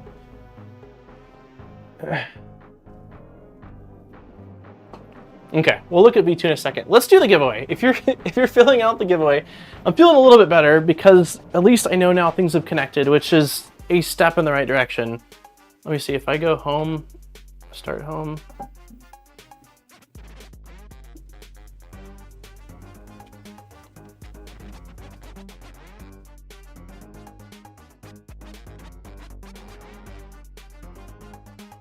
Homing is working.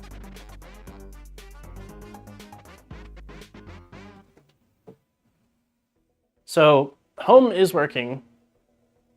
I think it's because so I can bring back the Knomi config file. The issue is that there was 2 G28s because I have the G28 from earlier.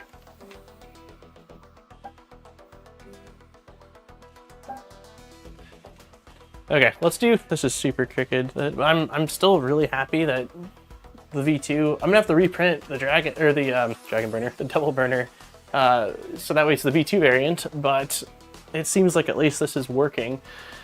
Okay, let's do this. Let's remove this and unpin.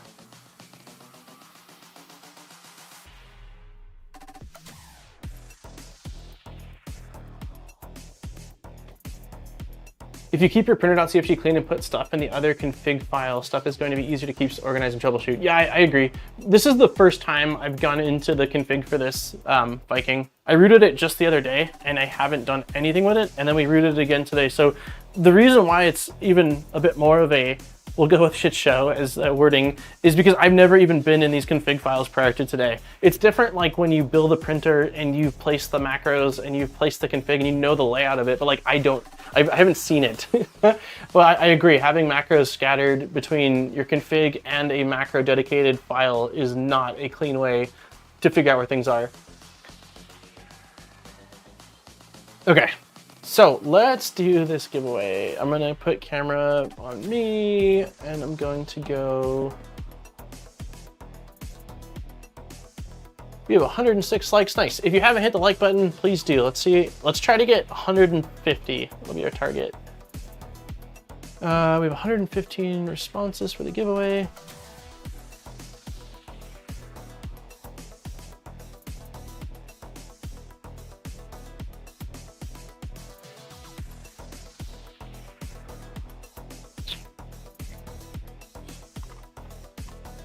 This does mean there will be a part 2 Devil Burner. Next, I'm gonna make sure all the macros and everything are working, and next week we're just going to do the physical installation. Let's see.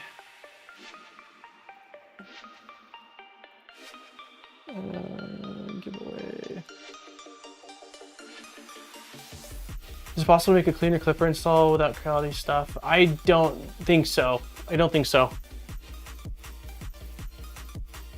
As far as I'm aware, the only way I don't think you can run vanilla Clipper. Yeah, I don't think there's a way to do it. You're basically, as far as I'm aware, you're running on top of Creality's layer. It only worked when I pasted it in the config directly. Interesting. Okay. So there should be how many people did I say? 100 and I got 115 people. There should be 116. Who are we missing?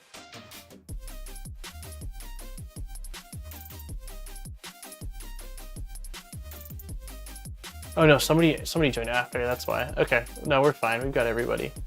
Okay, wheel of names. This is last week's. This is this week's. Alrighty then. Correct, you cannot run vanilla Clipper, yeah. I was planning on doing the mod and sell your live, so I decided to see how it's done, but it looks like a hassle. Well, so, we're gonna need to give away in 2 seconds, but I don't think that, I don't think that the mod itself is a hassle. It's Bigtree Tech's firmware. Like, if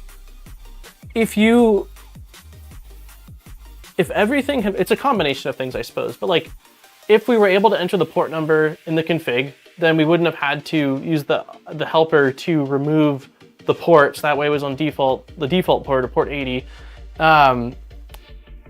And I think a lot of the issues we're having is because of this new firmware that was released 19 hours ago. So, I mean, like, if the V2 just works, like the V2 is connected and the buttons are working, so now it's just a matter of making sure that the macros are in the right places. It's not that difficult.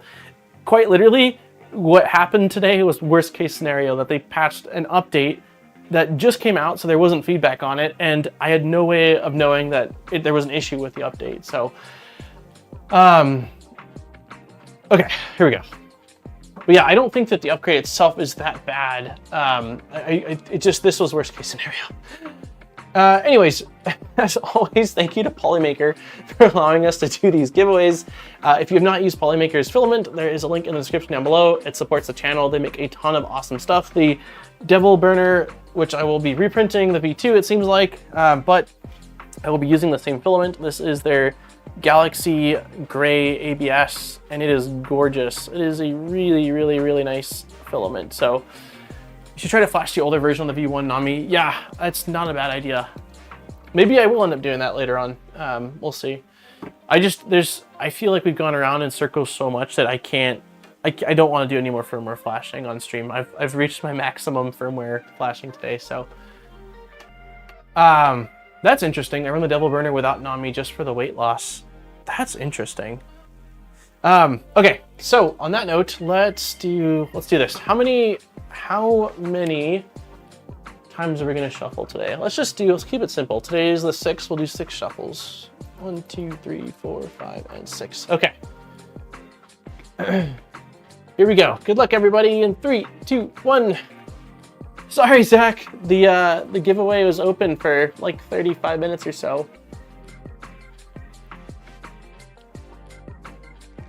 Hey, PF!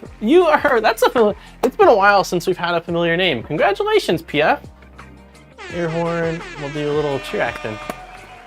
That's awesome, congrats. I don't know if you've won before, but if you have, it's been a really long time, so that's awesome. I will send you an email later today with the giveaway form, and then, yeah, you can pick your filament, or gift card, depending on location, so that's awesome. Okay, let's try to get the macros working. That's basically all that's left. Yeah, it's been a while, like I said, since there's been a familiar name.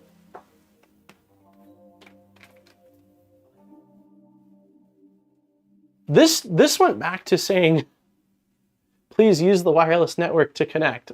So is there a glitch with, I feel like this isn't April Fool's, right? There's no, what would have caused this to disconnect? Oh, no, that's awesome. Congrats, PF. I also just had my update on the Creality K1.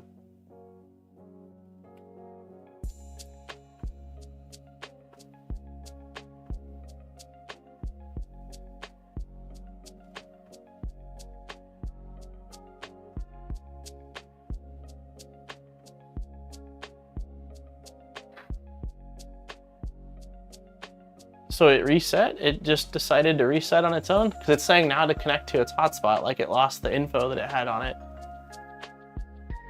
I cannot say, I mean, from the first 2 hours of playing around with it, I cannot say I'm a fan of Knomi.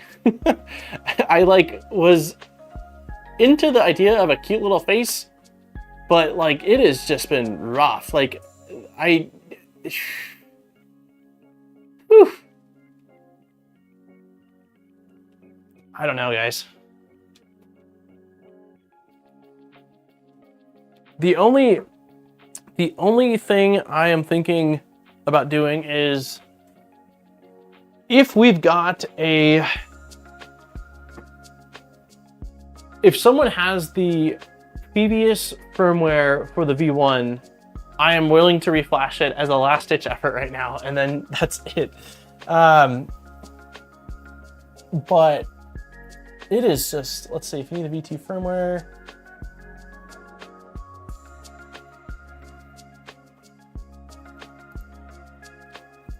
If Amran's still in chat, seems like Knomi V1 is the way to go. I know Derek, because Derek, you did the all-wheel drive K1, right? Do you guys have a previous version of the firmware hosted? I don't think they have, is there a way to see previous history? Is it still hosted? Update firmware. Add Knomi 2. Yeah, I don't know if there's still a way to download it.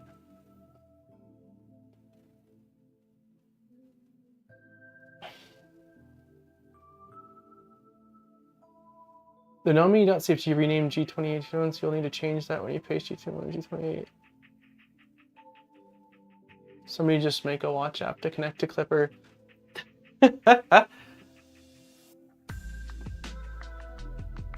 Yeah, if you have the older firmware, I will download it and try flashing it with the tool again. Otherwise, I mean, I'm like, it's like a wash at this point. I probably, because I'm stubborn, regardless, will probably poke at it a bit more offline, but I don't really know what else we can try.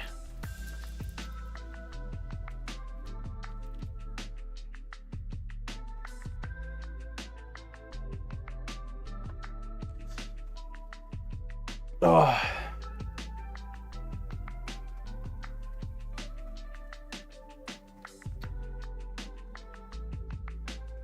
I'll check my file. Okay. Yeah, if you've got it, cool. If not, no worries. I mean, I'm sure Big Tree Tech's gonna update this. I thought is the previous commit. It should have the old.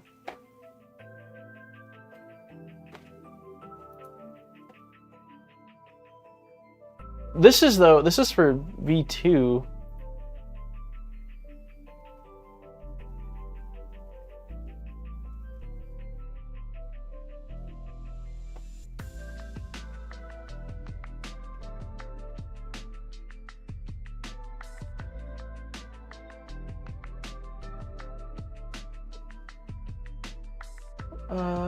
Basically changed user to senseless.gt.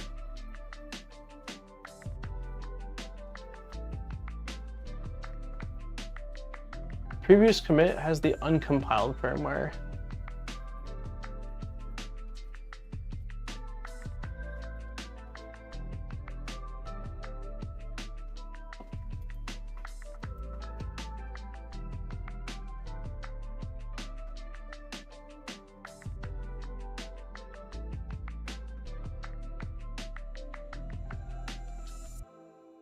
Oh, wait, firmware 3 weeks ago. Oh, you're saying, yeah, this is uncompiled. Oh, shit. I checked it if history previous version was source code only, no binaries. Ah.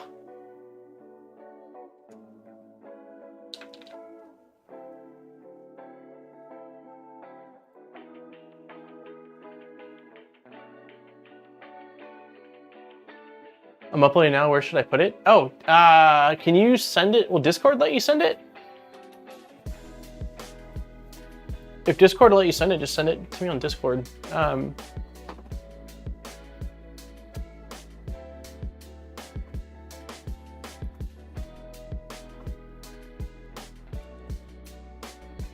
Hey, Jack.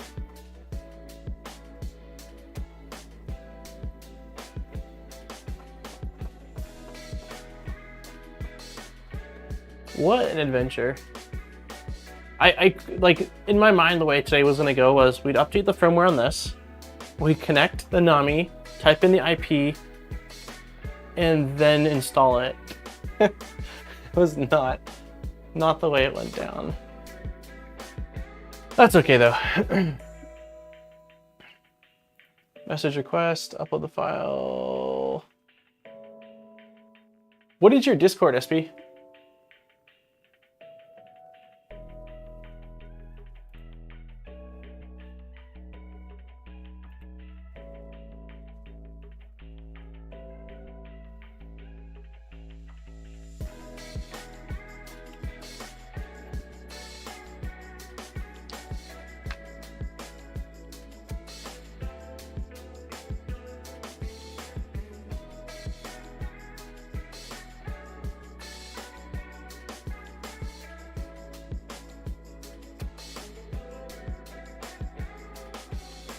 I just add you. Okay, cool.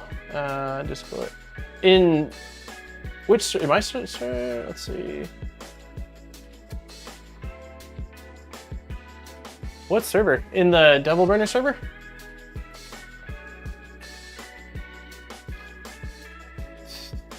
D3vil Burner announcements. No.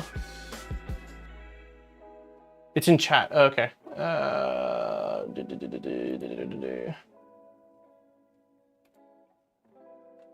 All right, there we go.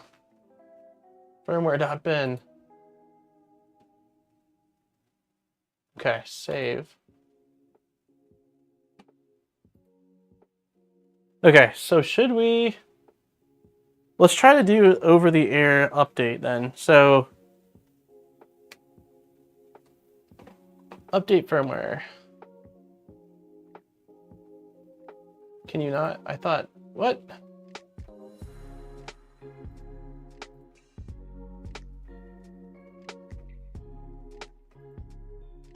What is the, I don't know.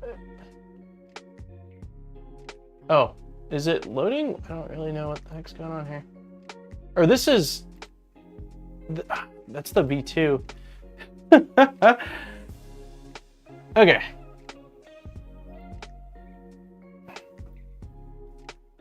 I think this is the, let's see.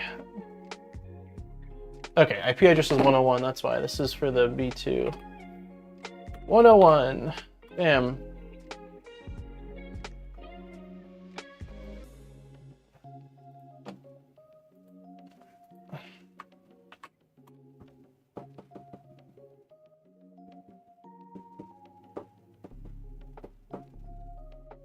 Okay, maybe we just put it in bootloader mode and flash it locally again. Yeah.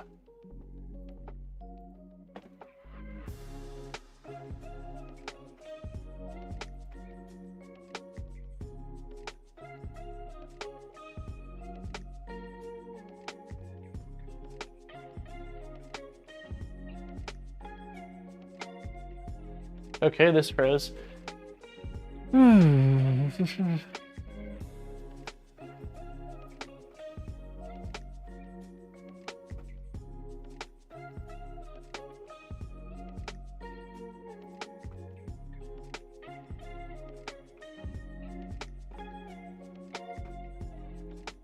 I don't understand why it's not pulling up in the browser either. I'm thinking it's not in the stars for today, guys.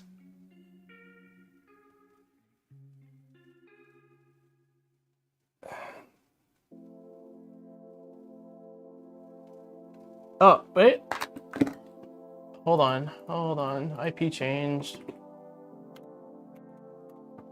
There we go. Okay. Update firmware.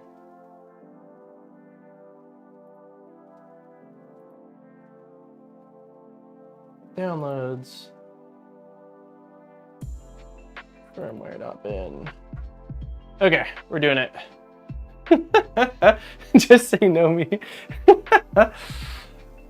Micron build 1, I don't know. We've got an Enderwire.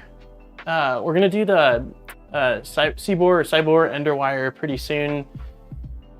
I really want to do the 100 build. Zombie's building a Micron, the West 3D one. It was possible to change the Voron logo to the D3vil Burner. Will be very nice. Yeah, I agree. You can. There's a GIF editor, which maybe I'll do because I don't. Let's see what like successful. Okay, so it has reflashed the firmware. I'm gonna connect to it on my phone now. So it's back. The specs on it look awesome, Zombie. You're doing the Rapido V2 I saw, and I think is it Octopus or M8? Okay, connecting to the hotspot for one last. This is it. This is for all the marbles. Big Tree Tech Knomi. Okay.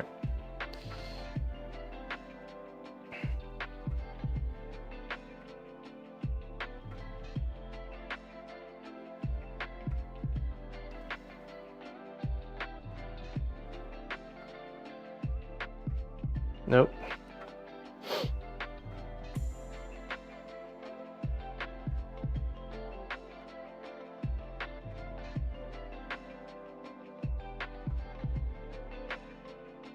One 192.168.160.204. Okay. This should connect. All right, and it did.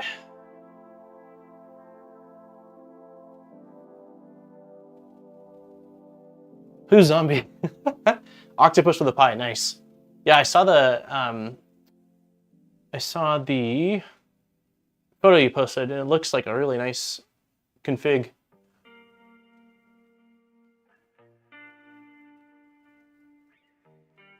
We're taking the kids this weekend. Wait, where? Oh, wife's taking the kids this weekend. Oh, nice. Okay, so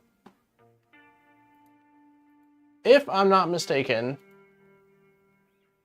do we need the Knomi.cfg file in order to have it display something when we heat up, or is that not the case?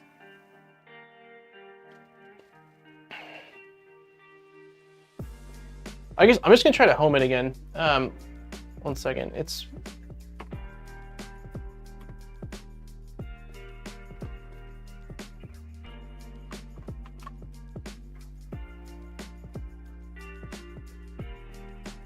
okay. Mainsail is loading very slow. Why is it loading so damn slow? There we go. Okay. So if this shows the house when I click home right now, then the issue is absolutely with the firmware that was released today. Because this is V1, I've changed nothing other than putting the old firmware. So let's go home. And it's not, oh, it is. So the new firmware, the new firmware is broken. So it's showing the home button and the printer is indeed homing. So a huge part of the issue is that the new firmware that was released today is broken. Do not install it and it will, yes. So homing is working. Let's see if temperature will show if I try to heat this up now, which it might not, because again, I might need the Knomi config. I think you'll need the macro.cfg. Yeah, I probably will. So let's see if I heat up. Nope, it's working. It's working. Temperature is heating up. Oh my gosh. Oh my god. SB, you're an angel. Let's get some air horns for SB. Can we get some W's in the chat after a lot of fails today? Oh my gosh. Okay. Huh? Jackson says what? All right. Do you guys want to see Jack? I feel like we need a baby break. You want to bring him in? We need some Jackson. Hey, Bubba. Come here, kiddo. Oh, all right, dude.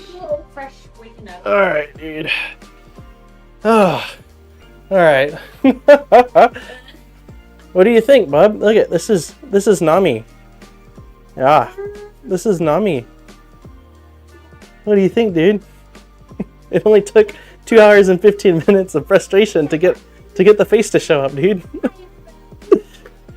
Oh my gosh. Oh, if anyone needs help with the K1 mods, feel free to swing by the Devil Discord. Yeah, thank you very much. It's okay, he can't do anything with that. Or maybe he can, he's pretty strong. He's like, I'll break this. Thanks, dude.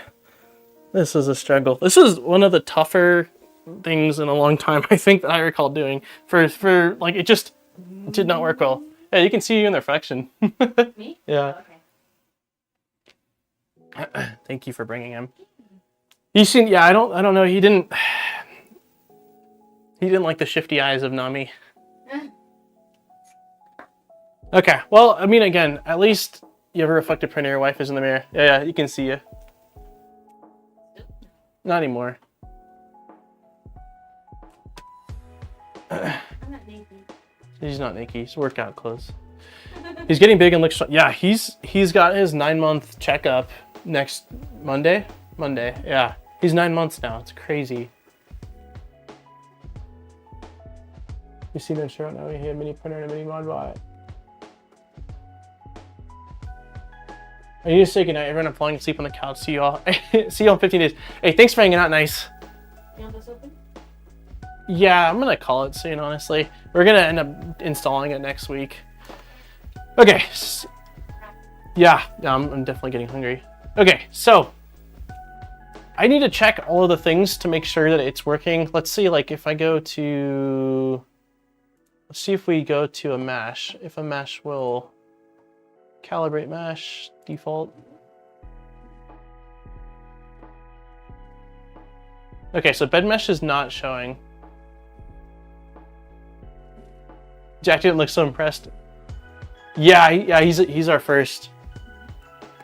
He's our one and only, at least right now. Food talk scheduled for 4 minutes from now. Yeah, we have leftover these chicken wraps from Costco that Aaron brought home that are freaking delicious. Okay, so the good news is we're connected. The only thing I need to still do is macro stuff. So what I don't know is Amran, you sent me this, which is how to fix some issues that someone was having with the D3vil Burner and the K1. Where is it? I don't know if I'll even be able to find it anymore. I don't know if we'll be able to find it. I can find it in the DM you sent me. 1 second. Ooh, dang it! I'll have to show next week and see it. Jack's starting to wave. Like yesterday, if I go like this to him like a crazy person, he'll start doing that back. It's pretty awesome. Okay, let me really quickly find this.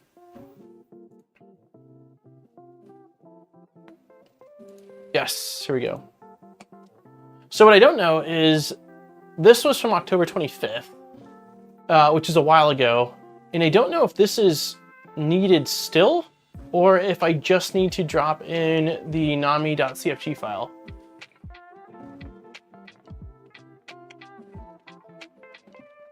We can try.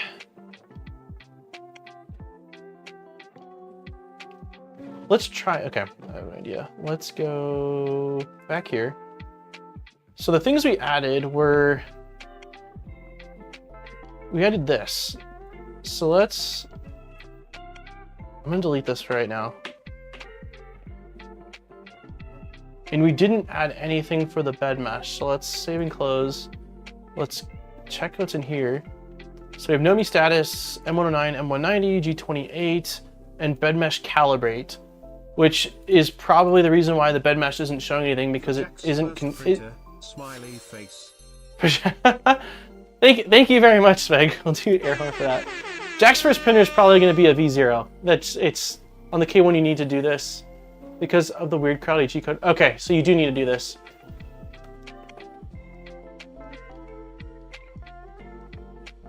Okay, so if that's the case, then we'll go back to sensor list. I just don't want things to be in multiple places. Okay, so under sensor list, let's do this. Let's go here. And let's enter the thing that I just deleted back. So that was this. But then let's delete G28. Okay, so this is on the bottom. That's back how it was. Cool. Now let's go under Knomi. Let's comment this out. We don't want this in there twice since we already have it in the location that it says it needs to be. Like that. Save and close, and then let's go under our printer.cfg and include that again. There. And let's save and restart. Which won't happen until it's done. Oh, pineapple pizza sounds great, Liz. I don't think that fixed by Nephilim is still required. Oh, interesting. I will experiment. This worked with the firmware you just installed. Okay, so it should be fine. You have G0028 in sensorlist.cfg. Yeah, I updated it. All the G28s are, yeah, G0028 as part of that. Yep. Tripods. Thank you very much for the 49. You need an adult frosty beverage after this mod. Amen to that. I will air horn and standing ovation for that. I think we have like 2 Trulies left in the pantry. I'm throwing one in the freezer after this. Don't forget to remove the tab from the macro you just, oh, thank you. Yep. That's right. Earlier when I copy pasted this, there's a tab that will throw an error. Thank you. Oh, there we go. Okay, save and restart. Okay, so wait, replace G0 with G28.1?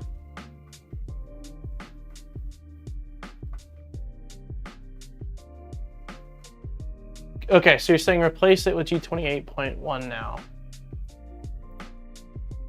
Okay. Wait, what did I just do? Oh, I copied. I don't know what I did.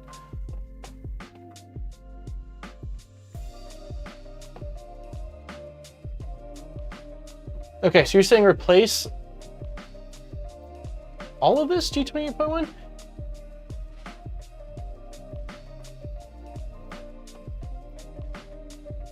Okay, so in here it calls it G28.1.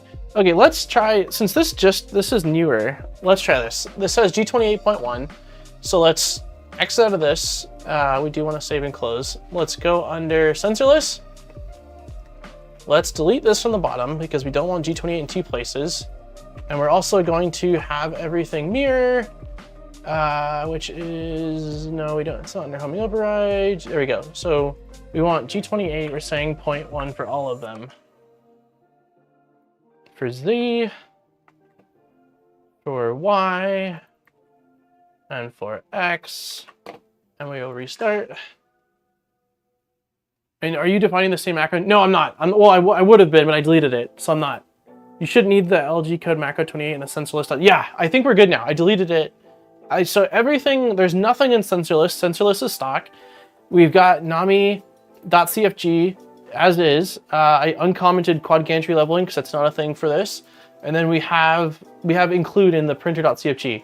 So in theory, if we go like this and we go 200, oh, sorry, whoever's got a, I'll stop saying in theory. Okay, so that's working, great. Cool. And then home should work, which we've done already, but let's just see if homing's working. Maybe it's not updating because it's showing. How quick does it update? So it's still showing. Homing doesn't seem to be showing on here. I think we should be, yeah. Make sure to click up and down, left and right. Is that the Konami code? From Contra, right? Okay, I'm gonna try to rehome it. Or I'm gonna try to rehome it after it homes right now because I think that I don't know the behavior of this, but I'm thinking that because it was showing the heating graphic, it didn't show the homing graphic. So let's try to hit home one more time and see if it does display it now.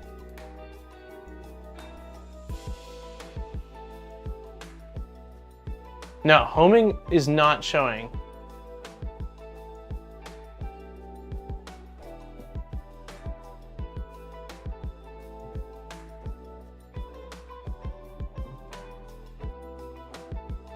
So homing doesn't seem to be showing, which worked a second ago.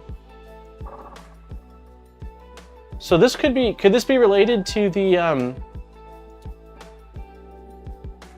this could be related to the fix, right? Because it was working when I had it labeled as G0028. So we might need this. Yeah, it was working before. So I think that we might need to go back to, let's see if it shows when we go to auto bed level. Auto bed leveling should have a screen, right? I'm pretty sure it does. Let's see. So heated bed, standby, print complete. Oh, does it not have one for? Oh, leveling, yeah. So there should be one for leveling. Let's see if leveling is working. Height map, calibrate. Oops, let's go overhead.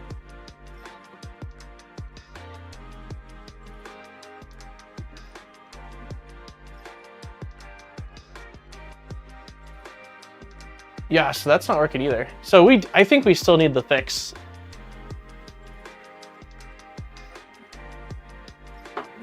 The good news is, Zombie, that if you do these on your tap changer, you should only have to figure it out once, and then you can just copy paste it for the rest. Homing has to use the G. Yeah, it seems like, well, it seems like that is the case, Mark. Maybe you don't need it on the V2, but it's not, it was working before and now it's not. So let's try to go. Also, I've got like 10 minutes, then I gotta call the stream. Yeah, let's do this for fun. Machine, Knomi. Okay, so we are getting rid of you. Bed mesh calibrate, we'll have to figure out because that's not working either. Heating's working, so heating is working. 190 is working, so save and close.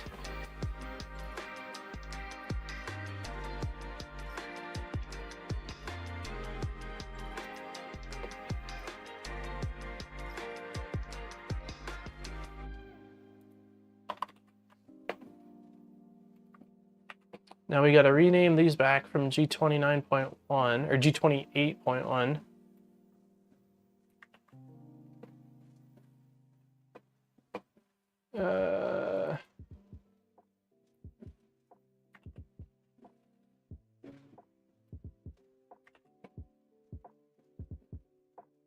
And then what was the... So we did that. This is the last thing. For bed leveling, I'm using camp and adaptive meshing. Bed mesh calibrate is already defined, so just add variable probing false after rename existing and set you the variable before and after calling bed mesh.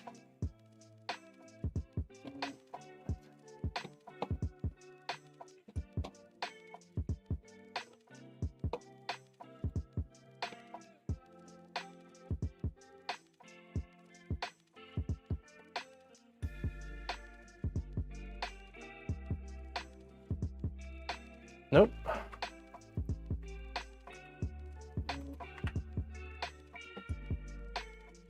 After renaming and set G-code variable before and after calling.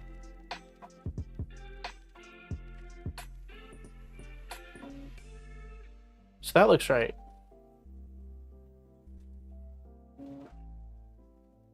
Wait, variable probing.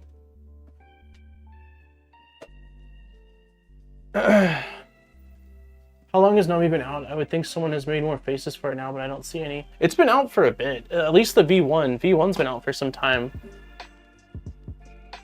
G28 macros and Knomi.cg is basically the same as what suggested. Gotta Bill, thanks for the stream. Glad to see not the only one who struggles. Thanks, Alan. Yeah, depending on how things go, we'll probably be doing this next week, but I'm gonna have macro stuff figured out. I'm gonna, whatever needs to be done, I'll do offline, and next week we'll just basically do the faceplate, the hardware install, and then just print something and sit. Next week is hopefully gonna be the chill stream.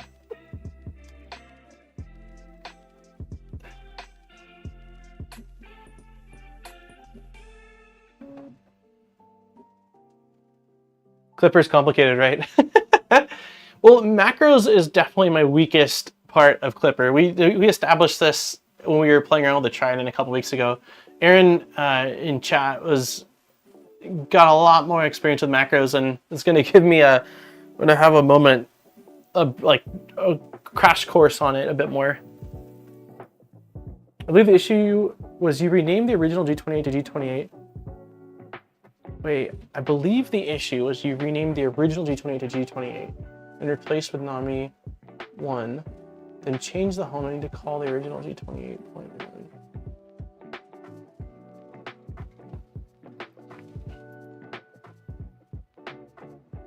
Let's just see if the homing works again. Wait.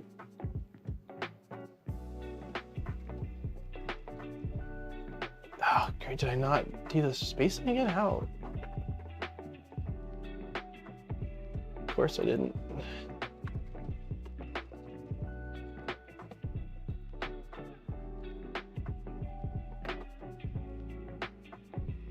Okay, let's just see if homing is working now. I mean, regardless of which one works, as long as one of them works. So let's see if homing shows, and if homing shows, we'll try bed meshing. And if bed meshing shows, I'm feeling pretty good about it. Okay, homing is working with this. I have some very complex macros, but I was a software dude. Oh yeah, I'm sure that helps. All the best, mate. Going to sleep a little, and Bitchy Tech are waking up now. I'm sharing a video. I think someone will be fired today. Oh no, I hope not. That's not the goal. Yeah, I took a C++ intro course in college and played with Python a little bit. That's the extent of it. Okay, so homing is working. Let's see if bed mesh will show up. I will be pretty dang happy. All right, calibrate. All right, so we're back to there. Calibrate, go. Bed mesh is not showing, so I need to play around with bed mesh still. Homing is working, heating is working, everything else needs to be figured out. Do you think it's working to convert a printer like NV2 over to Clipper or not? I do, yeah. I mean, I really like Clipper a lot, and I mean, I guess Marlin does have input shaping. I just haven't played around with it. I'm much more familiar with Clipper's input shaping and I like the web interfaces and all that. So macros are awesome. They're incredibly powerful. Okay, we're gonna call it. There's a wrap in my future. I am going to probably start from square one. I'm just going to delete the sensorless config thing with the naming and try to go through the instructions as is. I basically have like three things, right? I've got the Knomi.cfg file. I've got the original instructions from like months ago that just has a tiny block of G code that's needed. And I've got the corrections mentioned in that file. I'm going to just sit and do order of operation and figure out which one gets things working. And hopefully one of them will get things working with this firmware. I mean, a huge part of the frustration from today was that the latest firmware version is broken. I mean, like it did not connect with the printer or get any info from the printer no matter what. And the second we flashed it to the previous version, it connected and it shows homing and it shows heating. So we're getting close. But yeah, I'd be lying if I said today wasn't much longer and more frustrating than I expected. I was anticipating a fairly simple install, and it was anything but that. So anyways, thank you everybody for sticking through all the suggestions, all the help. There was a ton of people that got me closer to the finish line and provided a lot of help, both with the helper script, along with the config and the firmware. So thank you everyone. Also, thank you to all the members, the new members, the gifted members, and the donations. I think 3 of them today, at least 2 of them were for an adult beverage, and I will absolutely be putting something on the TV, having a wrap and a drink at some point later on. So I only need to update the G code for G28 and bed mesh calibrate. Everything else works in the background. Okay, that's good to know. Maybe I don't need, I might not need the Knomi.cfg file with the V1. It might be a V2 thing because the V2 definitely has more interaction because there's touch on it as well as a few other things. So I might do that anyway. Anyways, have a wonderful rest of your day, everyone. And I am going to rest. The plan is probably going to be that we'll do D3vil Burner again next week, but I'm not doing any Knomi configurating on stream. We're going to have it done. We're going to just plug it in, slap it in place, and then chill. That is what we're doing next week. So